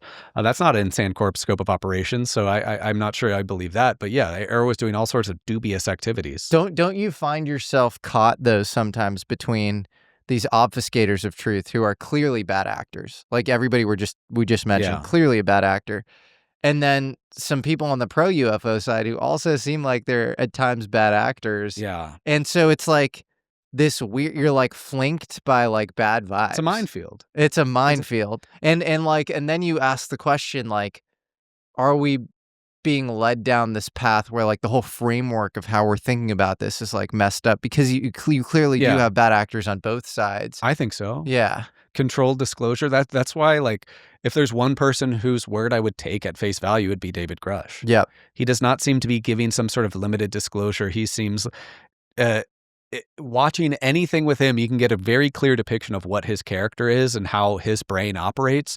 And you can kind of infer exactly why he's doing what he's doing at great personal cost to himself, kind of directly answering as much as he possibly can, speaking on all aspects of the subject, non-human intelligence, presumably extraterrestrial, how these programs are funded, and so forth. And well, I think on the per David Grush, most of the whistleblowers, most of them, and there's probably some exceptions, are good actors. Yeah, the whistleblowers. A lot, like the guys, especially who like experienced a thing or like haplessly they were tasked to investigate a thing, like David Grush, or they, and they like fell into like seeing things that they couldn't look away from. Right. Or folks on the SSCI, I would put in that category as well. The Senate Select Committee on Intelligence, who are tasked with investigating this. Absolutely, people like Kirk McConnell and some other staffers, and who definitely knew a lot about these things and provided a real pipeline from legacy programs to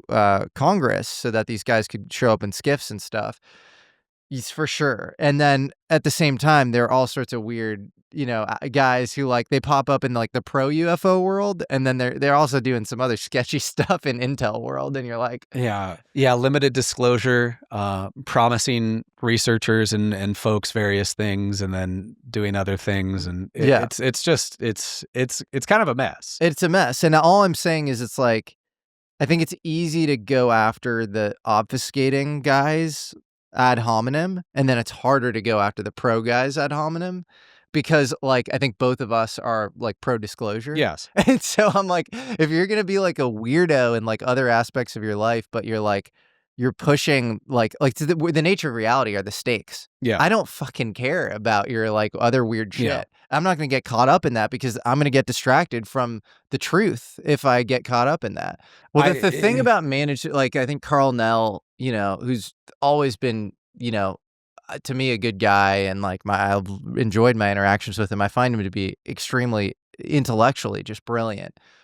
But he just went on a podcast and he said disclosure is dead. I guess the postulate I've got is that this recent cycle of disclosure that we might say started in 2017 with the Navy videos and Lou Elizondo coming out and as a whistleblower making various assertions, that cycle of disclosure is effectively ended with the failure to pass the UAP Disclosure Act, and with sort of the fourth or third in a series of hearings on the topic that I think increasingly have moved the needle less and less. And I think you are going to end up there if you attempt to do the managed disclosure thing is the most Sisyphean exercise. And like, I think maybe the most telling thing in the not this last congressional testimony with Dylan Borland, but the one before that, the closed one with like Elizondo, Avi Loeb, and Eric Davis. Eric Davis said the NHI themselves are controlling disclosure. Yeah. Which is this logical fallacy. Like, how do you control disclosure in a world where those superior beings exist? Yeah. They're obviously going to be managing the process. Boy, that event was a mess, was it not? That was a total photograph mess. and the crop circle or whatever. Gosh. Yeah. And yeah, speaking of Eric Davis, it's the same thing. I think he's provided some extremely valuable intelligence. I think the fundamental facts of the Wilson-Davis memo are very true in the sense that Thomas Wilson was denied access into legacy programs while deputy director of the DIA. But then, like, I believe that Eric Davis has lied to my face about the success of derivative technologies and alien reproduction vehicles. I think he has, as close as we are now, told me outright fallacies about that, and whether it's he's just too proud to admit that he doesn't understand the science, or more likely, in my opinion, it's a classic program protection strategy. It seems like with a lot of the most famous characters in this subspace, their disclosures come with strings attached, or some things pocketed away or compartmentalized or half-true or hidden truths. It's interesting also how like certain cases are like with Eric Davis, he just seems like, you know, I talked to him about the Aztec crash. And he's just so dogmatically opposed to that crash. Right. And if you look at that with an open mind and first principles, in fact, I think on the Wikipedia is still Aztec crash hoax. Yeah. It is like, you know, literally in the name. But then if you look at it with an open mind, you meet Scott and Suzanne Ramsey, who are these really amazing people in North Carolina, independent researchers who have small business and have poured, I want to say, $600,000 plus into this investigation over decades. And they have so much evidence. I mean, I went to the crash site with them. Yeah. This thing happened. Something happened there.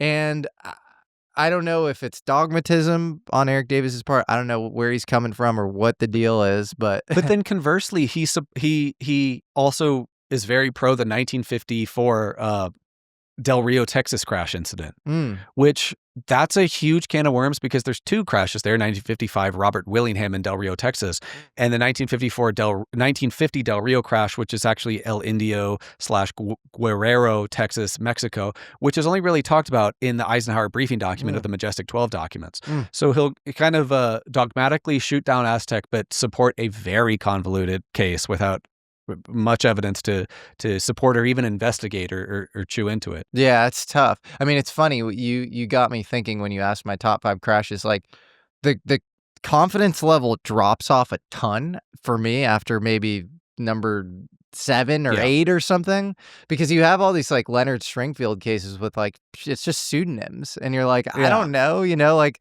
even even the Lawrence Livermore thing you mentioned, like, you know, maybe that has, you know, a name attached to it and a guy in, you know, 1990 or 1 or whatever that, you know, came out, but it's some of these crashes just feel like really like the Magenta thing. I now have Marconi's grandson, but we have no living witnesses of this crash. Yeah. It's tough with some of these things. It's the same thing with Ryan Wood's excellent book, Magic Eyes Only. There's really intriguing cases that likely have some validity to them, but there's not enough to really sift through and chew through. There's not enough people to speak to. There's not enough named characters. I mean, I'm sure there's quite a few crash retrievals in Ryan Wood's book, Magic Eyes Only, that are legit. There's just not enough information to parse through or form a strong opinion on. Yeah, exactly. It's tough. Well, do you think this feels like it can't be containable over a long enough period of time? Like, I guess this brings this other kind of more deeper ontological question of are there reality gatekeepers, where these crashes happen and okay, maybe we have some immaculate constellation, the NRO has first access, eyes on all this stuff. Then maybe you have some OGA style thing through the CIA. Maybe it's not OGA, anymore, but some rapid response teams or whatever.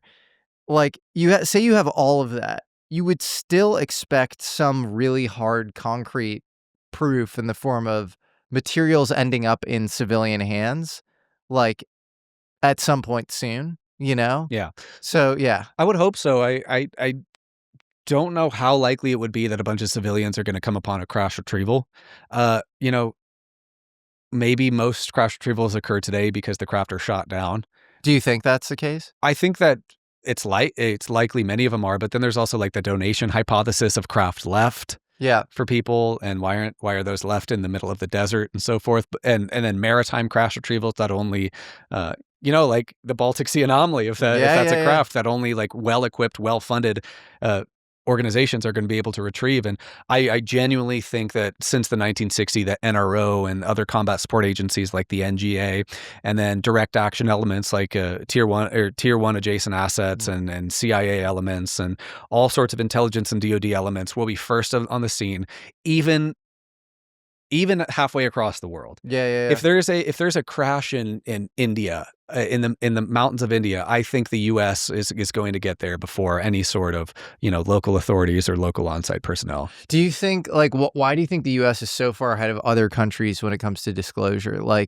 It feels like Russia, China have said very little about this stuff. Is it just kind of an open system, closed system China, thing, they'll just kill you. Right. And also I think that the way... But why isn't because more institutional components of the United States have started to push disclosure.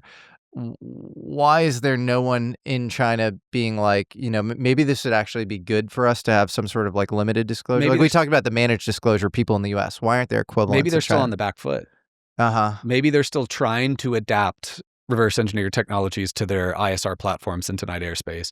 Maybe they know, because of just how spying and infiltration works, that the U.S. is far more advanced. So if they open up the can of worms and we have a global disclosure, sure, Russia may have a couple Tic Tacs up in their mountains, and China may have some recovered vehicles and made some progress in adapting electro-optic cloaking, but they know that we are the big baddies. And if the whole can of worms is open, we are positioned as the global superpower for the next 10,000 years. Interesting. Yeah. It stands to reason if these countries know they're on the back foot, which of course they would be, because there's been a lot of political instability in Russia and China over the years, without the same sort of access and superpower leading that we have had. I mean, for example, the U.S. has been the big bad political superpower. So, with Five Eyes retrieval groups, we have elements all over the world where if a craft crashes, we probably get first dibs. Yeah. Do you think...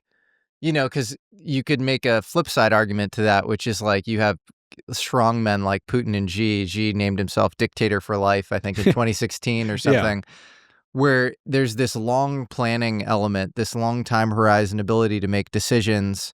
I think in China, it's reinstate the sort of celestial empire in 2049, obviously there are plans to probably overtake Taiwan in the next few years, maybe. And so in the U.S., you have this kind of, temporary, this temp, that gets into office. Maybe they get 2 terms if they're lucky or whatever. So do you think, there's John Alexander, who's in and around UFO lore, up to his neck, and he said that the Majestic 12, and the elite governance systems around UFOs are kind of almost euphemisms for continuity of government programs. Yeah. So this idea that, I think in Eisenhower's time, you had the 5412 committee, which is this interagency coordination committee to kind of allow for plausible deniability if the president wanted some dirty work done that he didn't want to be involved with. That turned into, I believe, the 303 committee, the Committee of 40. Do you think, and then we hear about people like Dick Cheney, Henry Kissinger, these types who, like, if there was a government behind the government, those guys would be involved in that government. Like, Kissinger was doing all sorts of rogue shit, was playing Nixon like a fiddle. You could say the same thing with Cheney vis-a-vis Bush and American foreign policy. Do you think there's a government behind our government doing the long time horizon planning on the UFO issue? Probably, because in the way legacy programs work, it's a parallel chain of command and parallel chain of oversight that exists right next to, the executive branch, possibly partly within the executive branch, within U.S. DOD IC systems, self-funded intelligence agencies. They can do what they want. They don't adhere to the whims of the president. So by all intents and purposes, these if you look at Catherine Austin Fitts talking about $17 to $21 trillion embedded in the U.S. black budget just since like the 1990s alone, the legacy programs are better funded, better technology, more powerful than the United States government. So this essentially is a shadow government and like a deep state for all intents and purposes. And maybe that is also why Russia and China are far behind us on the topic. There seems to be a far more homogenous group within them. Xi Jinping and Putin are like the monoliths of those countries. Those two are probably spearheading their own respective countries' reverse engineering and retrieval programs. The U.S., our government is kind of on its heels against this parallel system that can control these programs, that can harness U.S. assets whenever it wants in theater or at home, can fire on other blue assets and can fund itself better and faster and can infiltrate anywhere and can deploy men at arms. It's very disturbing, the implications of the power of legacy programs. Yeah. So we mentioned a lot of these places that probably house UFOs, and you talk about historical corroboration for that. What about places in the United States that house alien bodies? Are you confident in any of those locations? Probably, by its description, that would probably be Dugway. Okay. That'd probably be one of the biggest places, as well as maybe like Fort Detrick, Maryland, wherever there's Battelle and some of Battelle's like biological focused FFRDCs. I can't remember the acronyms right now, but wherever Battelle is located, I would highly believe that these are the places where bodies are stored. Historically, bodies were kept on ice at Wright-Patterson, flown from Roswell, but with the evolution of legacy programs, which is very scary to think about. There are probably laboratories that house deceased non-human biologics. Are you in touch with anybody who has seen an alien body? Yeah.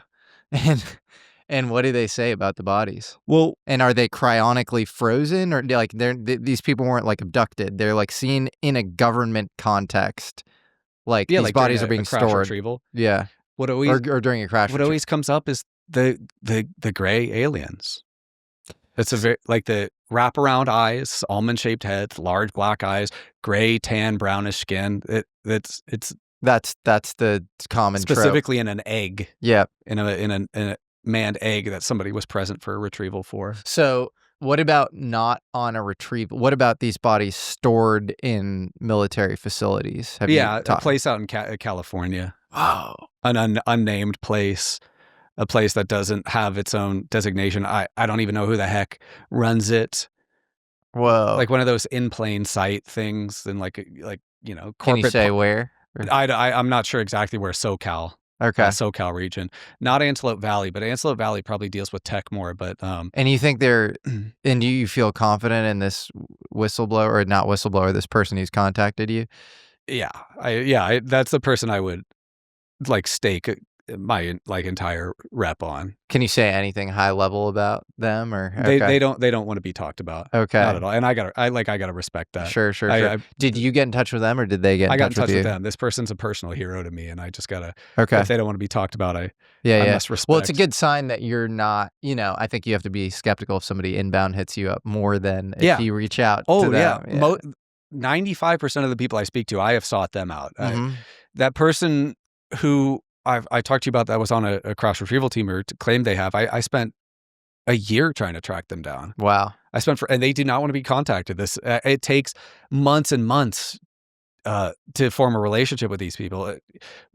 I know it's a good sign when I contact them, and I'm usually really upfront with people, and they just say, "How did you get my name? Who are you?" and stop talking to me. Yeah. Well, it's like they're not denying the claims, you know, and they're clearly like they know they were involved in some crazy shit. A lot of them are smart, and at first will say like, "I have no knowledge or like what you would expect to find on the terms and conditions on like an agreement for an Apple product. Yeah. I have no knowledge of extraterrestrials. I have not seen bodies, nor have I seen craft. I have not been to military installations or disclosed unauthorized disclosures." Yeah.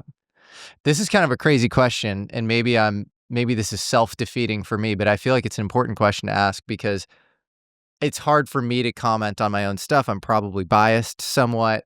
And, you know, I want to respect anybody that comes on the show. Who do you think is the least believable person that's come on my show? Oh, that's a great question. Because I can ask, you can gas me up all day, but I want you to straw man. Let's chew through that actually, because the top 3 best would be Grush, Malmgren, and Dan Sherman. Those are the 3 best. Yeah. Okay, I'm trying to think. Who would be the least? I'm just trying to think who has the most grand claims without I'm trying to parse things into like if they have testimony. I mean, one of them that's just kind of hard to even buy into just because he's so matter of fact is Charles Hall. Yeah. But that's also partly because it can be difficult to listen to like the droning on sure, yeah, about stuff for hours. You weren't there, but that's top 4. Beatrice as well is up there. Okay. Beatrice, because you know hers is so scientifically backed and her research. So top 4, as far as her testimony. Excellent. Yeah, she's amazing. Bottom. Gosh, I'm trying to think who else. Of course, I'm also super partial to Randy, just because I know Randy as a human and I like him very much. Yep.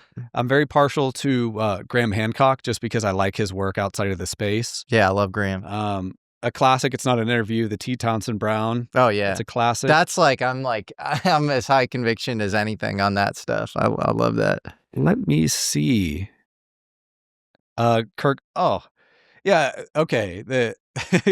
Because he bullied you, Stephen Greer. That's a great episode. It's interesting, but he bullied you. But so the weird thing with anybody, there are very few people, I think you're making this point kind of, who are like fully full of shit. Because even Greer has all sorts of personality issues, you know, and like he's so much ego and like, would I want to be stuck in an elevator with that guy? No, I wouldn't. But you can't throw the baby out with the bathwater. Like he's sitting on a lot of interesting information, anecdotes. Like he was before you.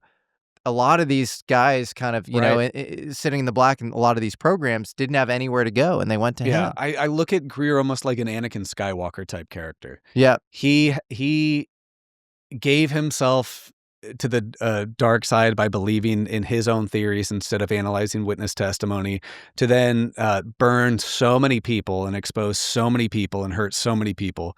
What he started off with, I think, was incredibly noble intentions and true. Yeah, that's a good point. Everyone's testimony, I got to kind of look at and be interested in. I think a lowest credibility side of firsthand witness encounters right now for me is probably Charles Hall, just because it's hard for me to sit through and parse that story. Yeah, that was a tough one. I mean, I sat through, you know, that was even longer than we discussed, but I wanted to make it digestible for the audience.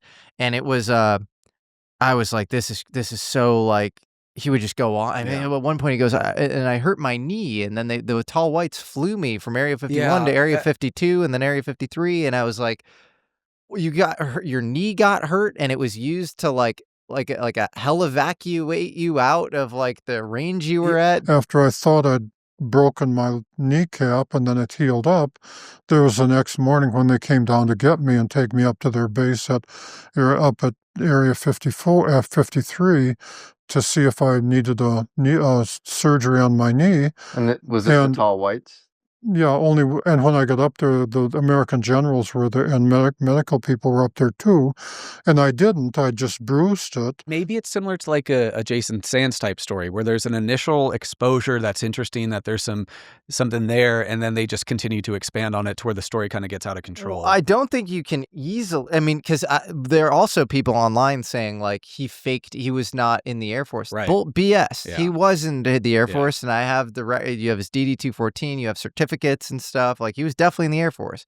And I think he was a weather observer, and I think he was based at Area 51. Yeah. And then I think he was too. And then beyond that, it's like hard for me to believe he was like hanging out with these beings for as long. But I mean, then there's clearly he's very neurodivergent. Yeah. Clearly. So it's tough. It's tough. My point being, I would agree with you on that, but it's also pretty hard to definitively write him off also. It's like, and there are people online trying to do that. And I'm like, you can't do that either. You have to contend with you know. It's just they seem a little beyond belief to me. But. Yeah, what's frustrating is if he had encounters with beings on Area 51, and that was the extent of it, right? And maybe something like Corso said in his manuscript where he encountered a trapped being who said, hey, lower the radar so we can get out of here. That'd be more believable. But when I know the beings, I hung out with them, they flew me around, that's when it starts to he had names for all of them, the teacher and that arranged for Harry. Like, who knows? Maybe he was exposed to them and just kind of got carried away. Well, you mentioned Sherman as one of the top ones. Sherman to me couldn't have been more of kind of opposite vibe of Charles Hall. Charles Hall was like too detailed. Like he had an answer for everything. Yeah. I asked him random stuff about, from physics to like their communication patterns, their dialect, like everything, the books they read books, apparently they read, like all these things, but they weren't interested in the books on Einstein because they clearly had better, had better physics or whatever. It was like crazy stuff like that. Like he had an answer for everything. Sherman, to me, pattern matched so much to somebody telling the truth, because I would tell him like open source stuff that would support his testimony. I'd be like, this guy, Noah Roddick, actually FOIA'd, this independent researcher FOIA'd Project Preserve Destiny, and the FOIA was sent to the Air Force, and the Air Force forwarded it to the NSA. Yeah. Basically, which if we can confirm his name wasn't mentioned, like that's kind of a smoking gun that this program existed under the purview of the NSA. So, and he goes, oh yeah, cool. He goes, oh, you did that? Great. Like he didn't give a F. You didn't care at all.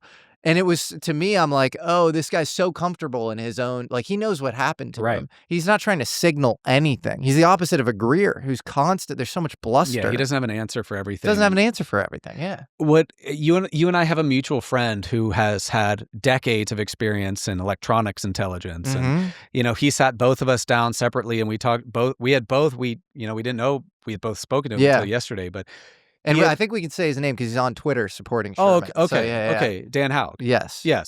I talked to him at Seoul, and we were talking about Project Preserve Destiny, and he sat me down and talked to me for a very long time about how Dan Sherman's discussion of various ELINT systems and knowledge of ELINT systems and process of ELINT, electronic intelligence, is just beautifully on the money. Yeah, there you go. And like, just a beyond reasonable, casual guy, and would say, I think the details might be fuzzy here, and I might have gotten that a little bit wrong or whatever. And it's like, you try remembering something, moment by moment that happened to you 30 plus years ago. Good luck. That's like Wagan in 97. If he doesn't remember something, I say, hey, do you remember the smell? I don't remember. He doesn't remember. Yeah. And Bob Lazar, same thing. My details get a little fuzzy here.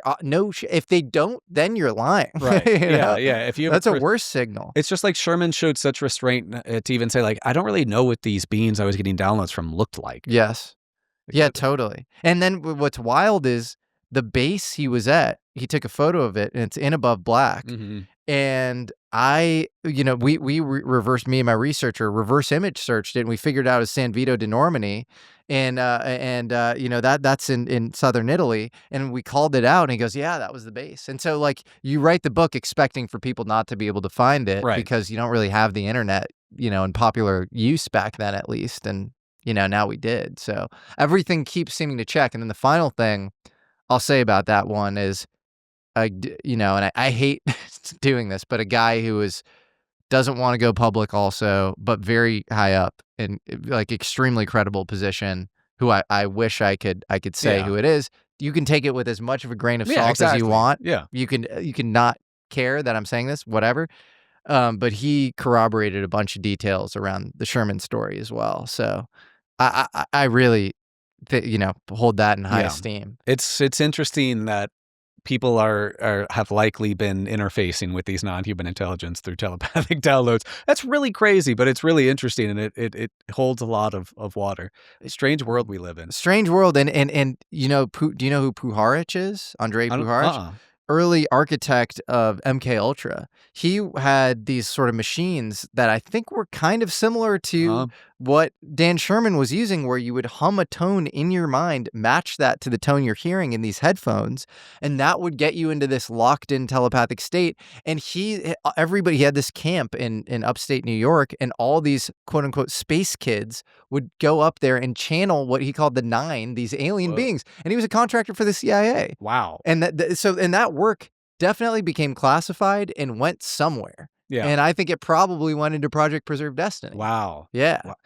So let me ask you this in kind of a similar vein. Right now, because Chris Ramsey asked me a similar question. I thought it was a great one. Right now, if you were in charge of assembling 5 witnesses for the next congressional hearing to make it the best one that's ever happened, to deliver their testimony, it could be 5 minutes, it could be 3 hours. So what 5 people would you choose? Oof. Could they be just anybody? Like anybody? Yeah, let's go non-hostile witnesses. So you can be like, Bobby Ray Inman. Okay, yeah, right. So that's a separate question. Yeah. Well, the separate question is top 5 people you deliver a fat interrogatory tour to basically extract their testimony. So they have good intentions. Yes. Okay. And could they say anything in the actual test? Because I would, I'd pick somebody like Rush, but it's tough because half the things were he's let's go to a skiff right now, and I'll tell you. Which, by the way, when people say Grush has no first-hand experience, go back to look in what Moskowitz asked David Grush when Moskowitz said, "Do you have any exposure to overhead collection platforms depicting UFOs?" Grush said, kind of danced around the topic, and then Moskowitz said, "Have you ever seen any overhead collection of UFO crashes?" And he said, "I would have to answer that in a close setting." There you go. So yeah, let's do full open disclosures. So they can say whatever. Okay. Yes. I mean, that's funny because my mind goes to some of the people who I think don't have the best intentions, but know so much clearly due to their background.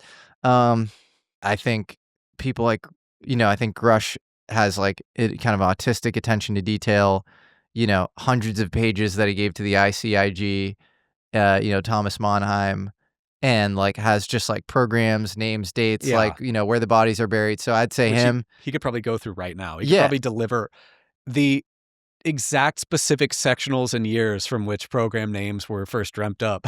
Definitely. Or first created, and he'd be able to name everything off the top of his head. I think, I think Hal Puthoff would be great. I think he's got way more knowledge than maybe meets the eye. I mean, it's if he's saying definitively the 12 to 15 crafts, on Joe Rogan, it's where are you getting that information? Yeah, and why? Yeah, and where as well? If just 12 to 15, I reckon the 12 to 15 were just the ones he was exposed to. Totally, and he seems to pop up everywhere you look when it comes to UFO science and psi stuff, which seems to be weirdly interrelated with all this. Remember what Grush said on JRE?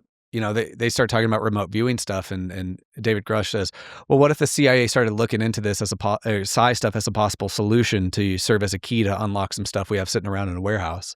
I think that's one of the most poignant things he's ever said that nobody's ever really kind of paid attention to. Interesting. So wait, so what would this would be? They were talking about Stargate remote viewing, he and Joe, and Grush proposes the question that maybe these psi programs were taken on by the agency and other intelligence communities as a way to gain a better understanding over the craft technical vehicles we have stored in our warehouses. I mean, that makes total sense. We'll also look at Puthoff's, he's the founding architect of Stargate, all the psychic spy stuff, and then he moves on to the rest of his career seems really dedicated to the UFO question. Yeah. So that has to be connected somehow. And you hear a lot of rumors that they're somehow connected. And look, this is really weird, but okay, if the psi stuff is real, which I think both of us think it is, if remote viewing is a real modality, then what is happening in reality itself. Like what is like the Archimedes lever of conflict? It's like psychic conflict.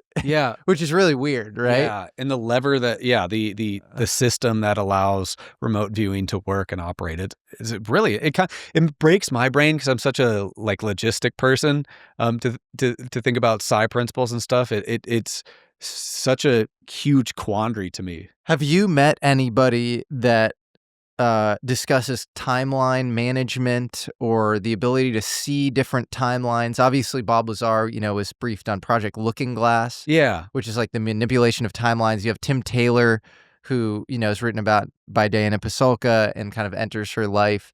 He is part of this quote unquote secret space program. But he kind of thinks of himself as like a adjustment bureau timeline management person. There's been I think I've talked about it before, a testimony I'm not really sure what to do with because I really don't know how to act on it. And again, this can be taken as conjecture because it's just a claim, but it's somebody who claimed whilst they were in naval intelligence, they were part of a program that used like a sphere that was similar to Randy Anderson as basically a remote viewing tool.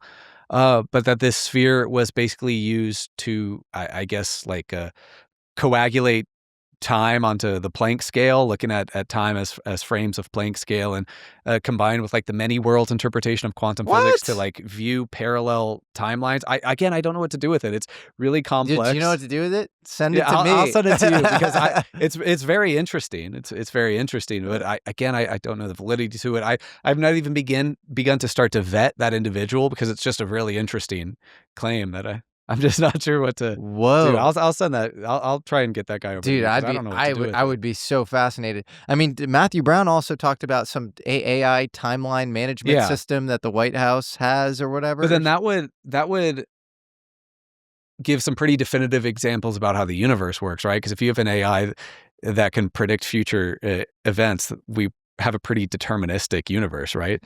Either deterministic or you can kind of move between branches of the multiverse or something. And, who knows? Actually, Hugh Everett, who created the many worlds theories, Everett, many worlds, he went on to work for the Pentagon in nuclear game theory. Really? Yeah. Whoa. Yeah. So maybe there's some sort of weird connection there where, I mean, this is really trippy, weird territory, but like, I think the DOE, so the UFOs and Nukes book talks about like all these guys seeing sort of saucers, discs, Tic Tacs, orbs that seem to like often interfere with nukes. The DOE itself often feels like the center of a lot of people who having spiritual experiences. And so I wonder if you were to actually like say like the apocalypse isn't some fictional thing, like maybe like multiverse branching is happening all the time and like there's pruning occurring and there's certain apocalypses that happen, like in the 3-body problem, and then some survive or whatever.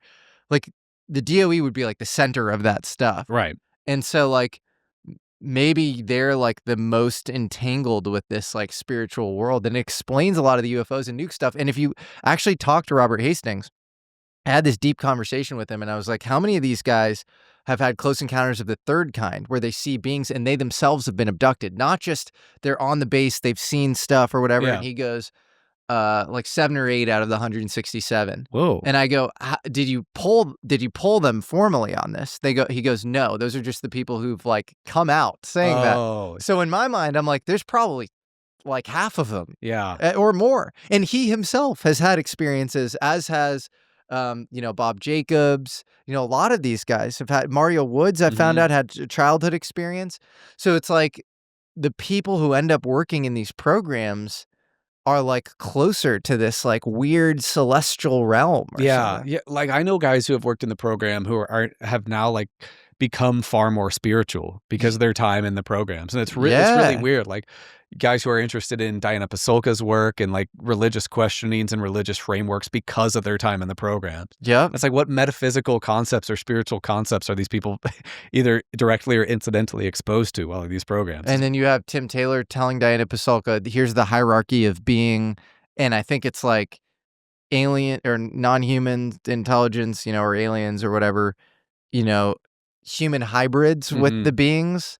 Then it's like, intel agencies or whatever, and it's like on down from there. And I'm like, how do you have? Do you think he's legit? Do you think Tim Taylor's legit? He's this NASA mission controller that seems to also pop up everywhere in this issue. Also seems to like know all the experiencers. Like he knows Bledsoe. He knew Charles Hall. Yeah.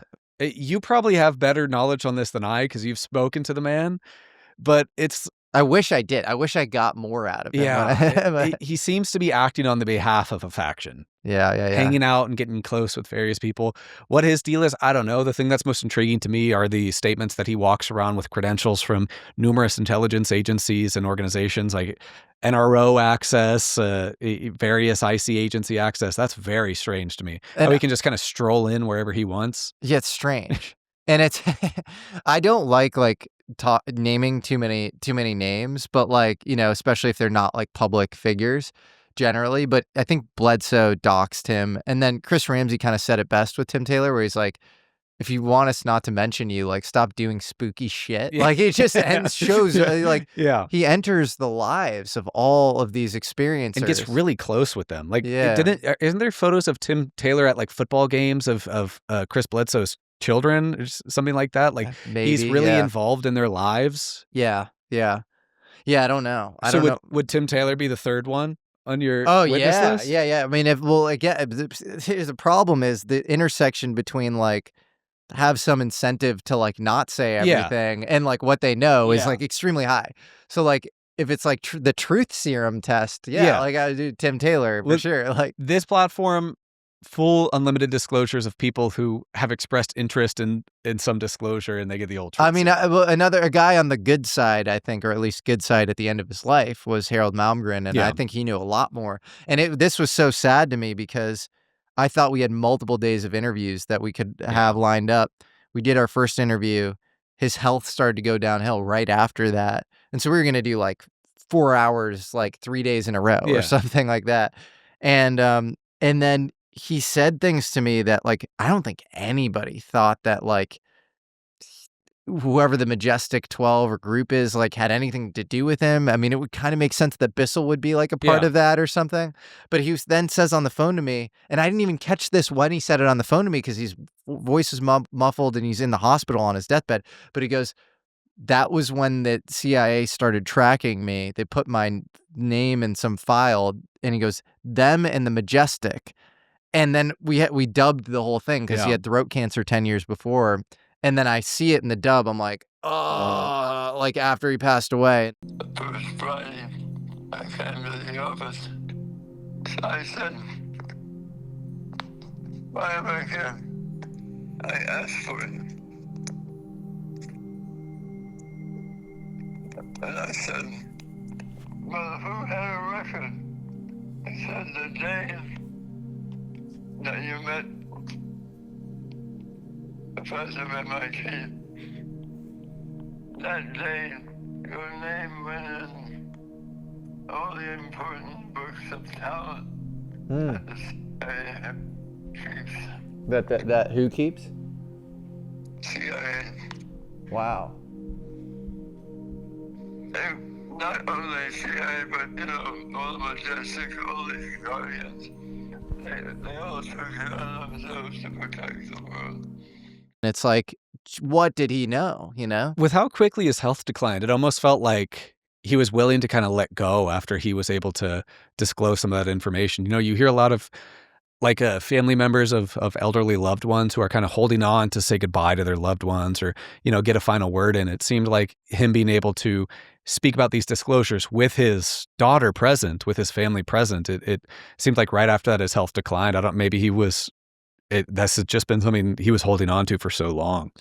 I think so. I think he was bottling it up, and I think he felt a little bad about some maybe like tangential touch points he had with the program, and I think he just wanted to see more of this stuff out. I wish more legacy people had consciences like that. I know. I wish that too. And then I understand if your family's being threatened. Yeah. If you're taking some anthrax booster, and for all you know, it's like, or you're threatened with inappropriate stuff on your computer or to get your life ruined. Who wants to deal with that? Yeah. No. Yeah. So, but I do wish more people can. And honestly, you're like my biggest hope as far as like more stuff coming out, because I feel like you're in touch. You're as close to the metal as it gets. You know, like if somebody has come out, like often I'll try to make some like beautifully produced thing with them, but I'm not really like you're really like on the front lines trying to get people out over multi-month periods. Yeah. And that's an impressive, I mean, you're really putting yourself in the line of fire, and it's amazing, man. Well, It's I'd like awesome. to provoke more of a reaction from legacy people. Take more of a step against me, and I'd like to see what happens. I'll put this as a call to action for anybody who's had firsthand legacy exposure. Please contact me at UAPGerb at protonmail.com. My wish isn't to get people public, like to make videos about them. If they want to, and I've vetted them properly, sure, we'll do a project together. But my initial thing is to collect their testimony and get it to the right people, of people who can do actionable things with that testimony. And what's the goal at that point? If it's not to bring everybody out to the public necessarily, but it's to kind of force, is it like executive action? Or? Yeah, executive administrative action. I think there can be an impetus where, things like the administration, they have a preponderance of evidence and whistleblowers to where they need to take action and bring these programs under congressional oversight. And that is when a disclosure will occur. And I think that is when a disclosure of a non-human intelligence and active programs to reverse engineer and exploit materials. But hey, we're doing this, but the technologies are still held up in the black budget. That's fine.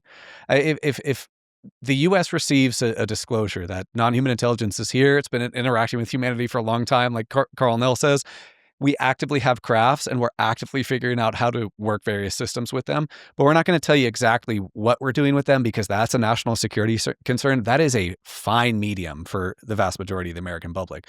Like there doesn't, and I wouldn't even, you don't need to, it's the same thing with kind of what most people talk about. You don't need to disclose the specifics behind the technology, because you don't need bad faith actors creating a flux liner and ramming it into New York and creating it, turning New York into like a wasteland. For sure.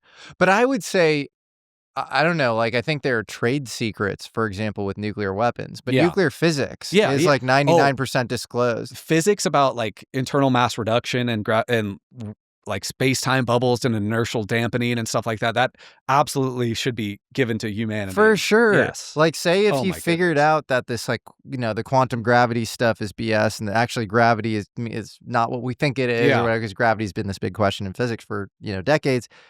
Huge for like the world, for like our ability to like, kind of manipulate matter and like make the world a better place, and like build, engineering and, medical devices and medicine and not be stuck on these Boeing 747s, 737s where the doors fly off, like it's crazy. So, and so I didn't mean to interrupt. No.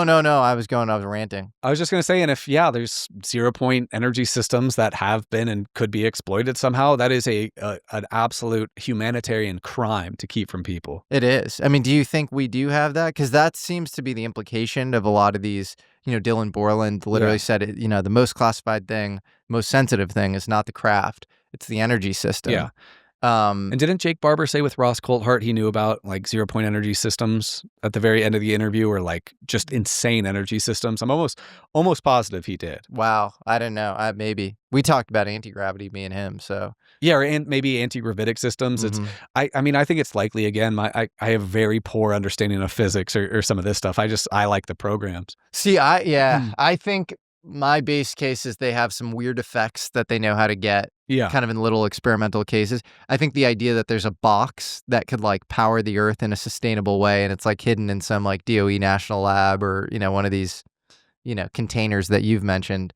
I think that's ridiculous. Mm-hmm. I don't think that's true. If it is true, it is a travesty, and like, The Lost Century by Stephen Greer is like the most important documentary ever or whatever. But I have trouble believing that. I think it's somewhere in the middle where you have these like physics effects that they've proven, like the Byfield-Brown effect, for example, that I covered, where like I'm pretty high confidence that there's a there. And you have Carl Nell, who ran a $2 billion P&L CTO of like basically a Northrop subsidiary saying, watch Jesse's video on Thomas Townsend Brown. Jesse's done a number of podcasts looking into Townsend Brown and some other very interesting like heretical technologies. So I'd invite people, an unsolicited plug, to check out some of Jesse's podcasts. You have the lead electrostatics guy at NASA, Charles Bueller. Oh, yeah. Leaving NASA and starting his own company, Exodus Space, based on propellantless propulsion, which he attributes to Thomas Townsend Brown. He's had access to a vacuum chamber for 20 years and like says he's replicated this like, a ton of times. So you have so much evidence to me that is real. And then even that, it's like, are you hiding, I don't, even the line between that and then the Mark McCandlish, like alien reproduction vehicles, like we have workable craft that uses, anti-gravity. I don't know. I don't know. I think that at least copycat vehicles and like the subject of alien reproduction vehicles, I think that is definitely a thing. Yeah.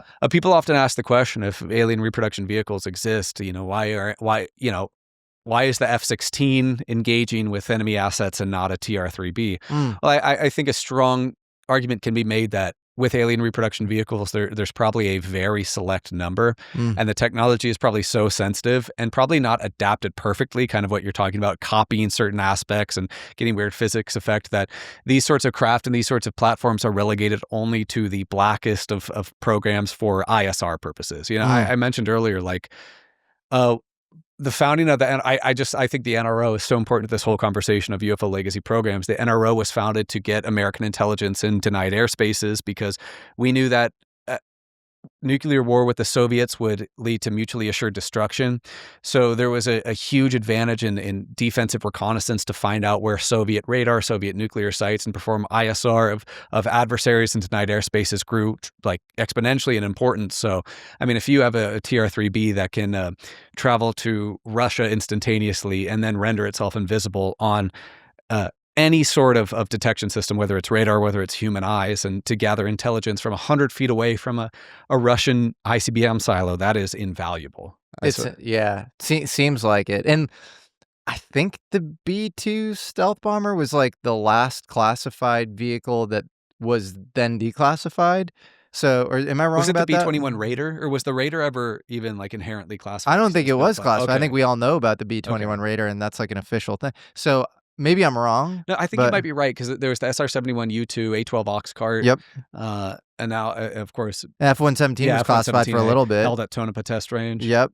And that crashed in Bakersfield in 1986 or something, and then people started it. But I think the B-2 is the last, like, classified then declassified. Yeah. So we've got to have stuff after that. Like, come on. It's not just like F-22s, F-35s, we've got to have, I think the strongest use case are triangles. Mm-hmm. Yeah. I mean, I know numerous people who have seen triangles on the launch pads at Groom Lake, or, Roger Castle, 150 feet away from a giant rotating triangle whose characteristics are almost exactly similar to TR-3B.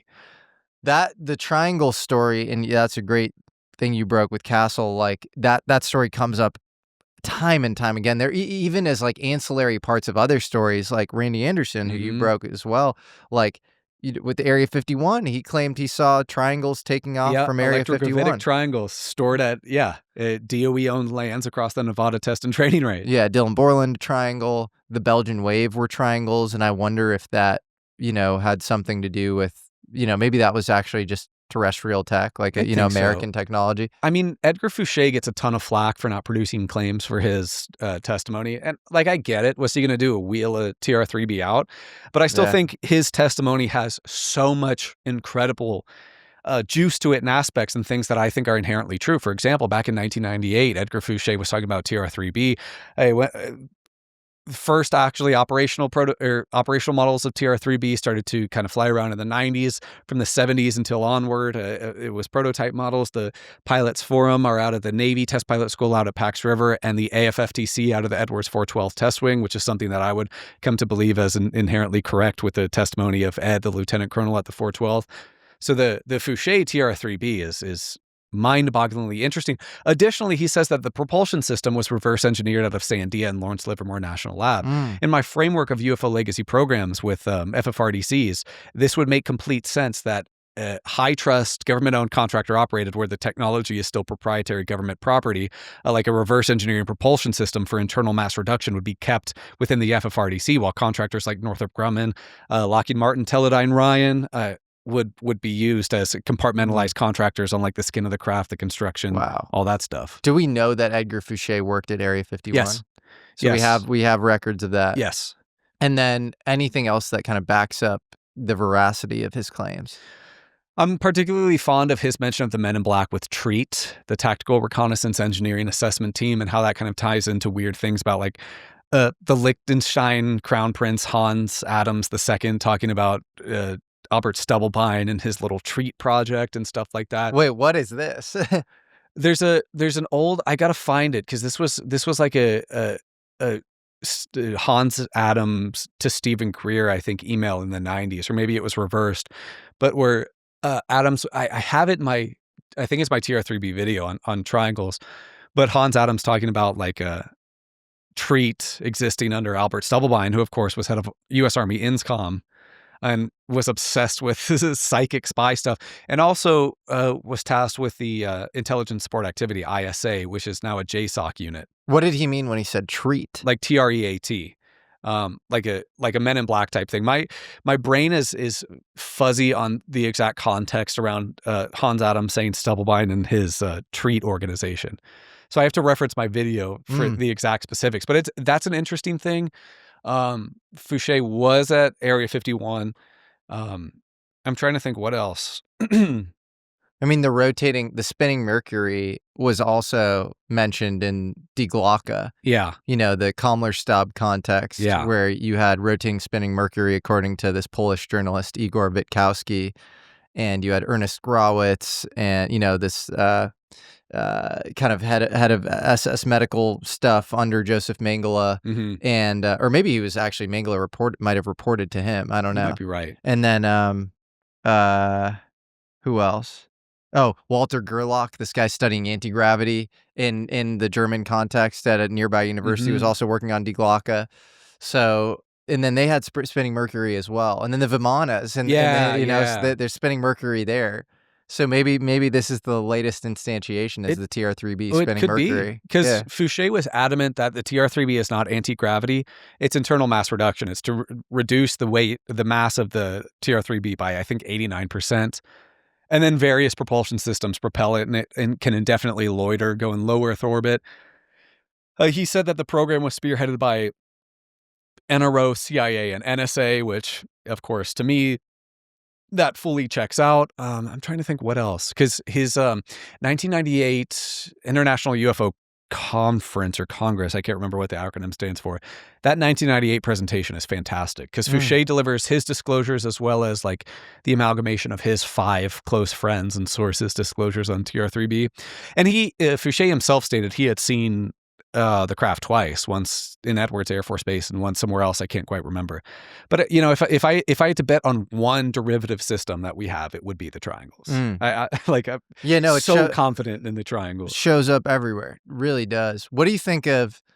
Maybe we can wrap up with this crazy story of Dan Barish, because I find him so fascinating. So this is a story after Bob Lazar, but at S4 Area 51.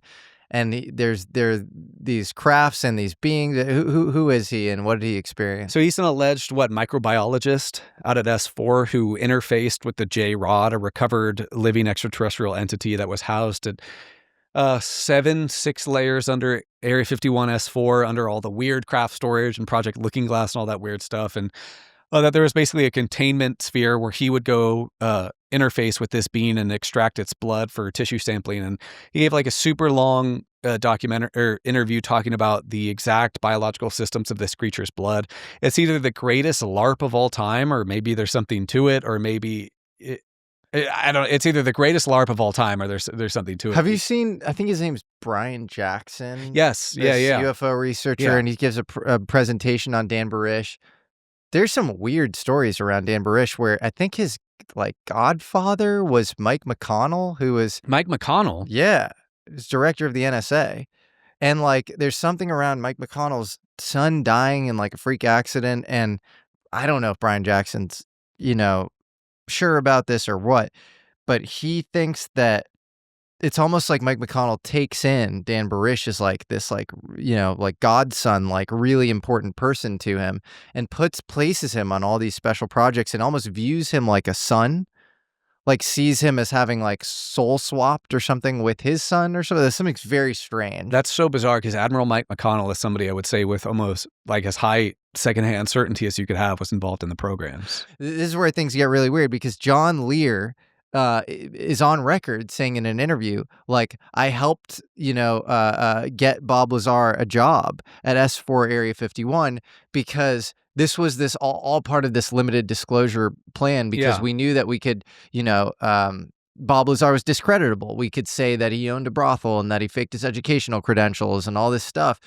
And he said that he was asked to do this at the behest of a Majestic 12 member named Mike McClellan. Yeah. But I wonder if it's Mike McConnell. It could have been Mike McConnell. Because there's the S4 Area 51 connection with Dan Barish. Yeah. Which, you know, even outside of Bob Lazar and Dan Barish, I'm like fully convinced that S4 is a real place. And not on Tonopah, but S4 right by Papoose Lake. I am too. Dan Barish, his story is so interesting. I'm not sure what to make of it. Brian Jackson's doing great work on Barish. The Night Shift channel with Clint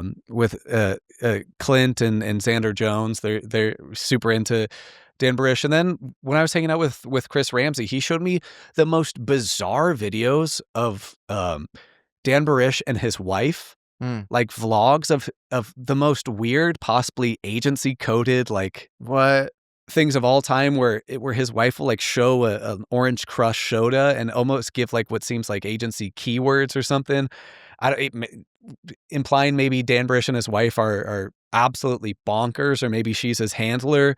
I don't know. The story is so bizarre, and there's a lot to chew through. That's why I'm glad people are doing good work and looking through his story, because there's actually quite a bit to chew through. And of course, J-Rod, the story doesn't just stop there with Dan Barish, but also goes back to Bill Uhouse, who claimed at Area 51 auxiliary sites there was basically a ARV or extraterrestrial vehicle simulator built off the Kingman crash, and that a recovered biologic called J-Rod was stored at one of the auxiliary facilities. Oh, Bill Uhouse said that before Dan Barish. I don't know if it was before or after, because I think the primary Bill Uhouse interview before he died was mid 2000s, and Dan Barish's interview was like 2003, 2004, right? I think that's right. Yeah. So without knowing those dates for certain, Bill Uhouse could have just ripped off Dan Barish, but I'm not 100% sure on whose disclosures came first. Well, that's interesting. I mean, the fact that they're backing each other up, probably, I mean, who knows if it's uncorrelated, but.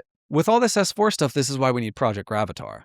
Yeah, exactly. This is why Luigi has to get your movie done, man. Which, you and I both have a lot of faith in Luigi. We kind of talked about the project is incredible. You know, I talked about how there are likely like underground sites, SAP-F, STIFs, subterranean facilities, or DUMs built using disguised like foliage, disguised mountains, maybe even projections, and Luigi painstakingly tries to show how like foliage is rearranged around S4 sites and stuff like that to build a very compelling case of exactly where S4 is. And that's another thing where like Area 51 was probably not ever really talked about before Bob Lazar. Right. Then S4 definitely wasn't talked about. Right. I think there's some argument that Area 51 was mentioned in some magazine or something, obscure magazine. Yeah. Bob Lazar probably didn't have access to that. I think, it's clear that he was there.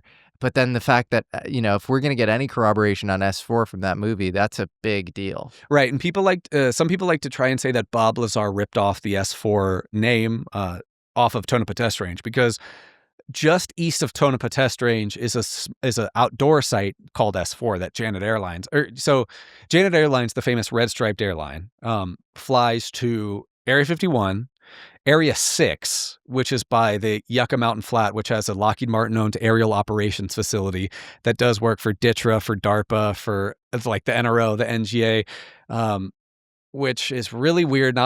Almost nobody knows about this Area 6. Again, it's on the Yucca Flat, and that's a Lockheed Martin aerial operations facility. It's super, super, super kind of like held lock and key.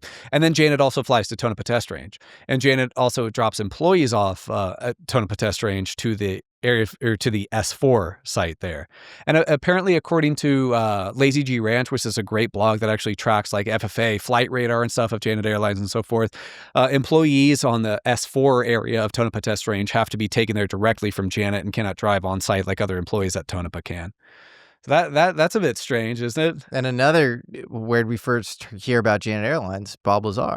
Yeah, because Janet Airlines, that's not a disputable thing. Janet Airlines is you can go on YouTube right now and look up Janet Airlines and look at flights. Was that publicly known before? I don't know. Bob Lazar, I don't know. Another interesting I would thing go on the website oldestsearch.com and in quotations do Janet Ooh, Airlines. I love that. That's a cool oldestsearch.com. Yeah, to see a resource. Yeah, for to UFO see if there were any researchers. early mentions of Janet Airlines. Yeah, because Lazy G Ranch does a very good kind of breakdown. So all across the Nevada test site, whether it's S4, whether it's Area 6, whether it's Tonopah, whether it's Area 51, the infrastructure is there. The underground infrastructure is there to house Alfred O'Donnell's craft, to house rapid reaction response teams that get in private jets and fly to go take care of retrieval operations, to house Bob Lazar and 9 recovered craft. It has the infrastructure to do so.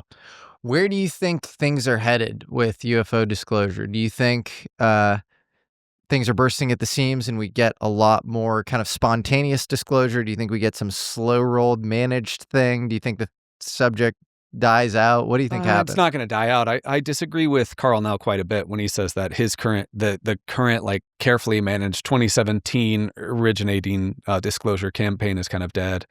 Maybe that specific limited disclosure campaign, but I disagree with sort of demeaning comments like that. I think as long as you have somebody like Dave Grush in a driver's seat, actively pushing and actively engaged in the topic, things are looking good.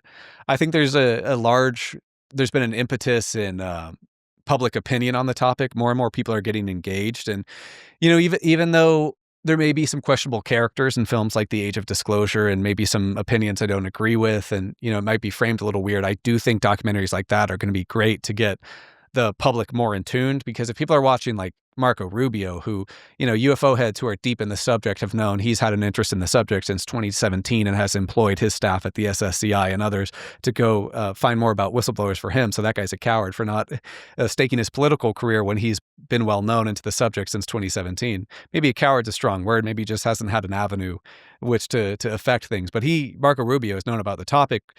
But for the average Joe who might have seen Jeremy Corbell's Area 51, Bob Lazar and Flying Saucers, who might have seen The Phenomenon by James Fox, maybe they saw Unacknowledged by Stephen Greer and just have a passing interest in the subject, and they watch Age of Disclosure and they see people like Marco Rubio talk about UFOs, maybe that's going to spark a lot of new interest in it. Yeah, I mean, I think it's going to move the needle on the topic.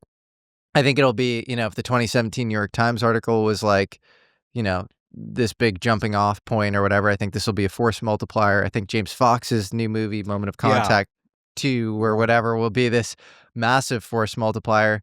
I think The Phenomenon itself, that first movie by James Fox, that's great. It's just such an amazing survey level overview gateway for so many people. That's what I tell people who are interested, if they're still grappling with the question of like, are UFOs real? Yeah. I think The Phenomenon's a really good place to start. Yes. Yeah.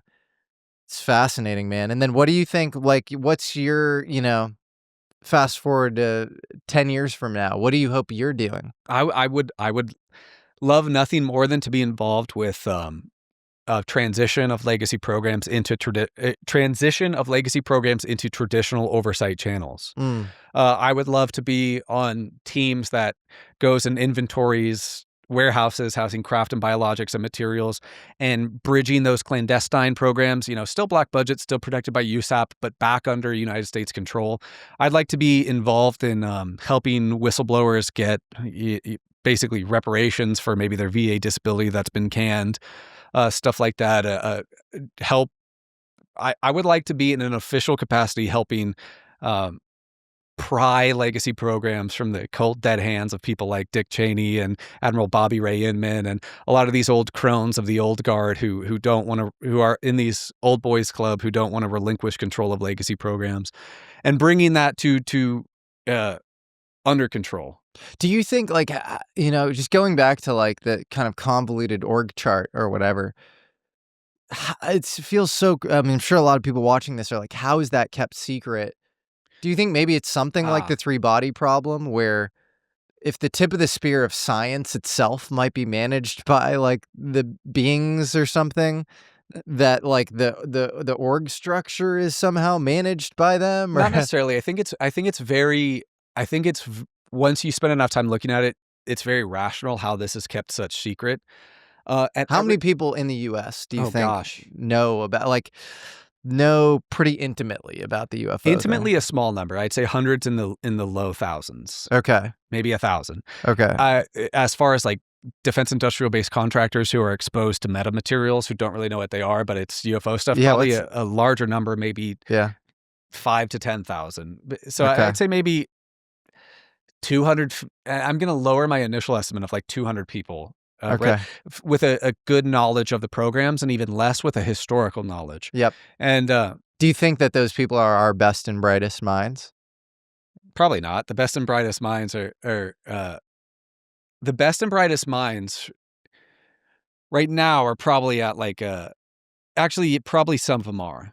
They're probably at MITRE. But also a lot of them are being poached with competitive salaries by like Anduril and stuff like that. Yeah. But I think that the reason this is kept so secret is, it's a lot more simple than people think. Yeah. At every single layer of the programs, there are program protection strategies. You already have the U.S. black budget. You already have SAPs, caps, and USAPs, almost impenetrable. You have, no foreign national stuff to even safeguard them further. You have carve-out contracts with contractors. You have all sorts of stuff outlined by the 1954 Atomic Energy Agreement, special nuclear material, foreign intelligence information, and transclassified foreign nuclear information. You have personnel rotating from their position within ODNI to the MITRE Corporation, or CIA DS&T to the NRO to the AUSTAT. You have program protection agencies. You have the DARPA SID. You have the DOE OICI. You have the CIA. You have the NSA. You have directorates under the CIA. You have the DS&T. You can put the kibosh on Lockheed Martin trying to get rid of materials. You have this rotating personnel agency. You have bigot lists of special access programs dealing with exotic materials, where to keep the program read-on access small, you'll have people fulfilling dual roles. For example, this is something interesting I have been told. You might have a legacy program scientist who has to do a little bit of like accounting or personnel management stuff, so they don't have to read in more people. So people might do jobs lower on the ladder rung than them, but never up. You're not going to have an industrial security guy who is also doing like lab technician work. Furthermore, there was from what I understand, there was an initiative in the early 2010s to cut off historical briefings on new program incumbents. This would lead to even folks within FFRDCs like MITRE who are being told, "Hey, you are working on detecting, exploiting, recovering, housing recovered craft of non-human origin, presumably extraterrestrial, and hey, the bodies are stored over there in California." That they're still not briefed into the historical lineage of the programs and historical members who have worked on them, past successes, past failures, past facilities. So the compartmentalization is obscene. And like David Grush says, it's all carryover from the Manhattan Project. And at the time, that might have been a good idea, because you might have had Truman, you might have had Eisenhower thinking, hey, we're just getting into the Cold War after World War II. What the heck are we supposed to do with these alien spaceships flying around that have crashed due to high-powered radar, and we now have their bodies? We need to treat this as nuclear secrets, because this could shake the very foundations of this nation. And that spiraled out of control. So it is very, and that's not to mention other program protection strategies like psychological operations. You got your Doties of the world who are Paul Benowitzing people and so forth. So I think this is going to sound maybe a little nuts, but I think there's a there. I think there are people in the like pro UFO community on like Twitter and stuff that almost play up the dangers. Like there are dangers. Like I've been fucked with. You've probably been fucked with. I've had weird shit happen to me.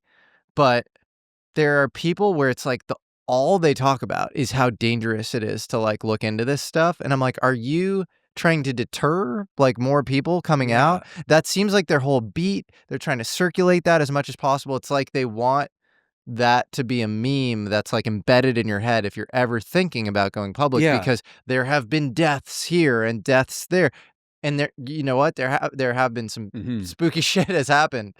But I don't know. It's like if that's all you're talking about over and over and over again, I sometimes question. I'm like, are you some sort of operative or something? Yeah, like, what's your deal? fear-mongering to drive clicks. Yeah, same thing. I've had weird. And are you trying to deter the next person from coming out because you're talking about how spooky this whole space is? Like, I don't know. It drives engagement. People saying like, oh, this horrible thing could happen, or this scary thing happens. I personally, I know you don't, and I'm not going to dwell in no, that you as well. can't. You can't. It's useless. You're not going to get any work done. No, you're not. Just talking about the dangers. You're just going to be paranoid or whatever. Because if you got on a podcast, or if I got on a podcast and just talked about I'm investigating UFOs and it's so dangerous, look at me go, I've been threatened. Yeah. Nobody really wants to hear that. That's it's solipsistic drama. Who cares? Nobody gives a shit. Yeah, it's like, do you want to get closer to the truth? Yeah. Like, go for it, do it, or not, like choose another route or something. But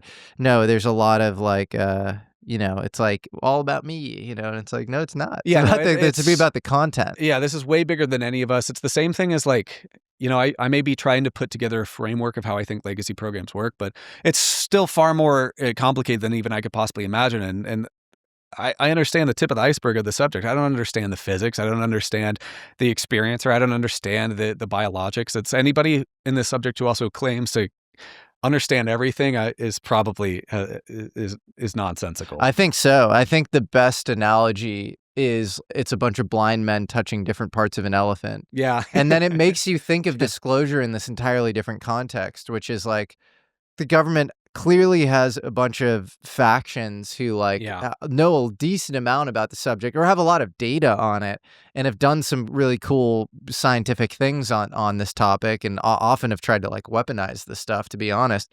But they don't have some like foundational ontological truth that they even have the ability to give you. Yeah. Like, it's like, what if like some rogue vigilante team, that was interested in electronics intelligence outside of the government was like, we're going to create a little beep boop machine. You're going to like match the tones in your head. And you're going to try to connect, That'd be cool. But that's what I'm saying. It's like, that's, stuff can happen in any context, government or not.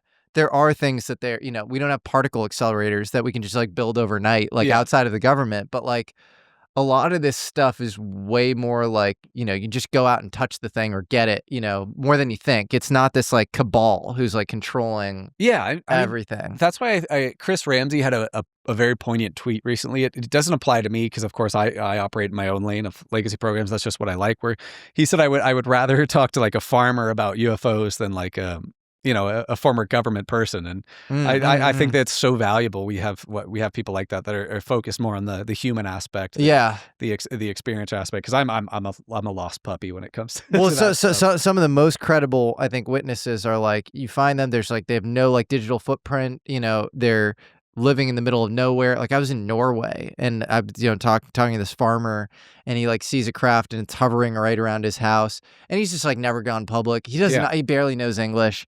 Like the most simple man you'll ever meet. And I'm like, I'm like assigning extreme high confidence to that. And then, I think a lot of, on the government side, you have a lot of deception and lying and whatever.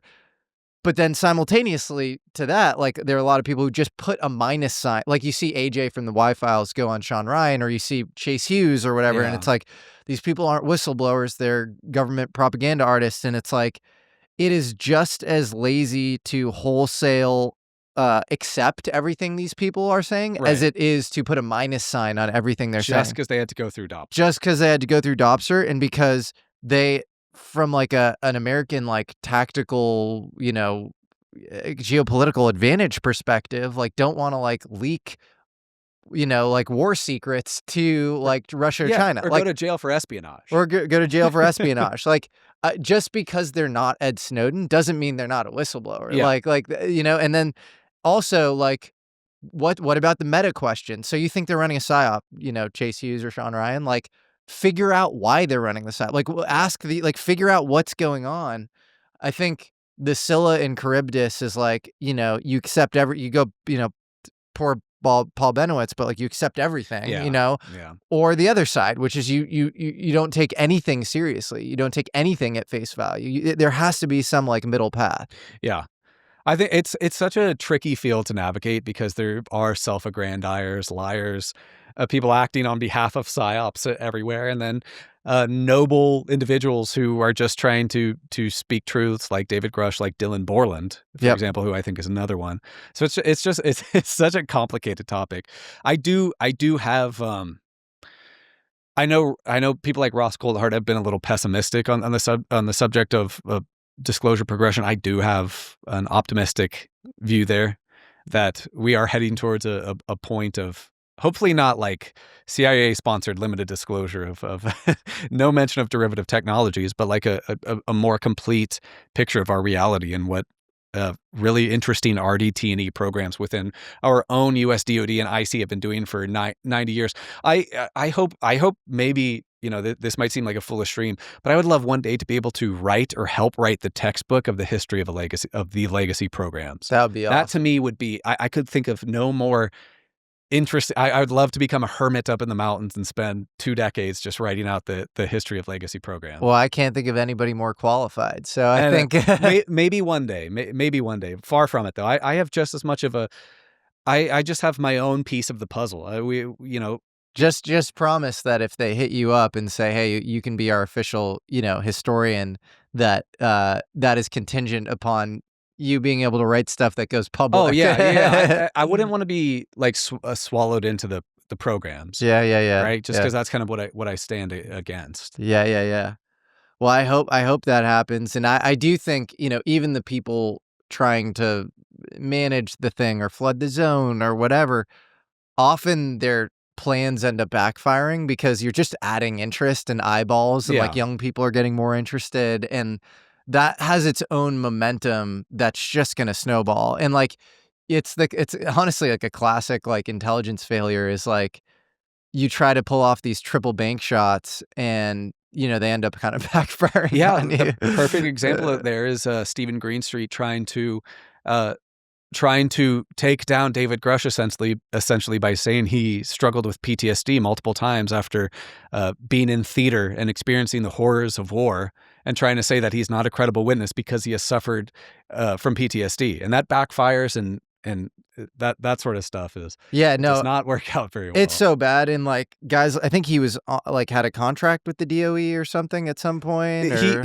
Greenstreet or has self-admitted with the DOD. I think Department of State, where he said himself he was doing soft propaganda videos for like foreign nationals, trying to get them interested in basically U.S. patriotism and nationalism. So yeah, that's a little weird, and he's constantly trying to provoke a reaction. I think. And on that note of people attacking David Grush, you have a guy, I think his name is Basic Chris on Twitter, something like that. I forget his actual name because I don't think he's worthy of a mention here. But he went off on David Grush. Well, first I did an interview with Danny Jones, and I talked about PTSD that David Grush suffered from. And I talked about a friend who was like, mortared while he was in Afghanistan, deployed. This guy was pounding the pavement on how David Grush, how I was lying or making this up, and that David Grush just had a friend who had committed suicide or something later, and that was the cause of his PTSD.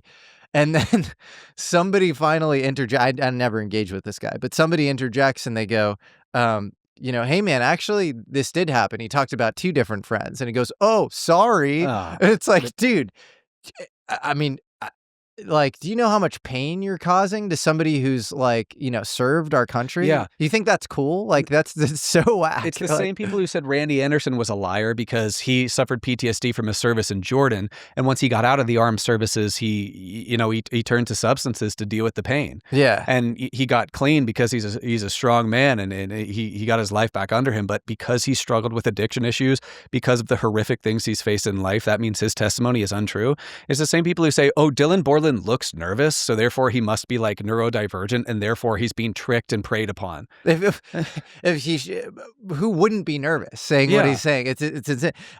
No, I think it's despicable, and I also I want to flip the frame because a lot of people talk about grifters in the UFO space. There are grifters. I think one we talked about on the show Stephen Greer, and you know, he like will do CE5 cruises and charge all sorts of money for it, and it's, you know, it's kind of ridiculous. I think those tickets were $9K for the CE5 cruise. It's totally messed up, preying on people's credulousness, like not cool, right? But the grifters, at least you understand the free market incentives to grift. You're like, oh, you're sensationalizing to make money. Yeah. You're just as bad as, you know, any random used car salesman or somebody with, you know, some online course or whatever, where they're totally skimping you on what they're giving you value-wise. Like, I get what's going on there. What I don't get is people like the two people we mentioned earlier. There is no free market incentive for them to hate as much as they do on all of the people coming out. They're chronically online. It's like they're these weird basement dweller types. Yeah. And no one pays them. So you're not making money. Nobody's even engaging with their content. So like, if you're, why are you feel like, it feels like you're operationalized. Yeah, like, who is actually paying you? Where are the incentives? You show me the incentive, I'll show you the action. Either that or, yeah. It's that or they get and probably it could be both for all we know, but also like a dopamine rush from giving a counterpoint to, you know, crap on American heroes. It's so weird. And like, you know, if I actually am pro people being skeptical of, you know, if like a testimony comes out, you feel like it's not corroborated, great, like, you know, come at it. I actually think, you know, the Dean Johnson thing, you know, if given that he didn't have the knowledge of like the fact that, you know, Malmgren had the CIA background, was actually like decently, like rigorously like written up, although I think it's like totally wrong on all the details. But like, there's room for skeptics are good. Like, I've had Mick West on my show. I think, you know, seems like increasingly just like a bad actor with the Beatrice stuff. But like, I do want skeptics are good, but like, be a good skeptic. Don't go after the person's service when like that's obviously like just real. The service is real. Yeah. Go after the testimony and say like, you know, we think that's kind of weak or something. Yeah, but counter points of their argument and testimony, and then and then debate those. Yes. And but like that, from there. Yeah, don't go ad hominem. Like, if you're going ad hominem to that extent, that consistently, without any clear incentive to, like, you're not getting paid from a free market perspective, and you're spending all day doing this stuff. Yeah, you have to like, who's actually paying you? Like, yeah, and you know, worst case, they're just trolls who like sowing discourse on social media and infiltrating like a UFO Twitter, which obviously there's a lot of different personalities, a lot of people pushing different things, and just going obviously completely anti against the grain and crapping on people that many people are interested in their testimony and studying, and like, it's a weird space. It's definitely a weird space. Well, yeah, we should focus on the aspirational feature, which is, you know, hopefully we both get to take a ride in the UFO at some point. Yeah, please. The world gets disclosure, and you get to write the official UFO legacy program history. UAPGerb, this is always such a pleasure. I always learn so much from you. And please, everybody go subscribe to the channel, UAPGerb. Anything else you want to kind of promote here? Gosh, I don't know. Whistleblowers, your email. So anybody wants again, to, if you have firsthand exposure to UFO legacy programs, please email my Proton Mail, UAPGerb at protonmail.com. Again, the goal isn't to get you on camera or just blindly feature your testimony, but let us talk. Let me take your testimony. I mean, I will fly to you in person if your story is credible enough and undergoes a strict vetting process I've done before. Take your testimony, record it, and try to get it to the proper folks. And if you've been met with reprisals, record those as well to try and get those to people who can assess those reprisals and hopefully get that solved.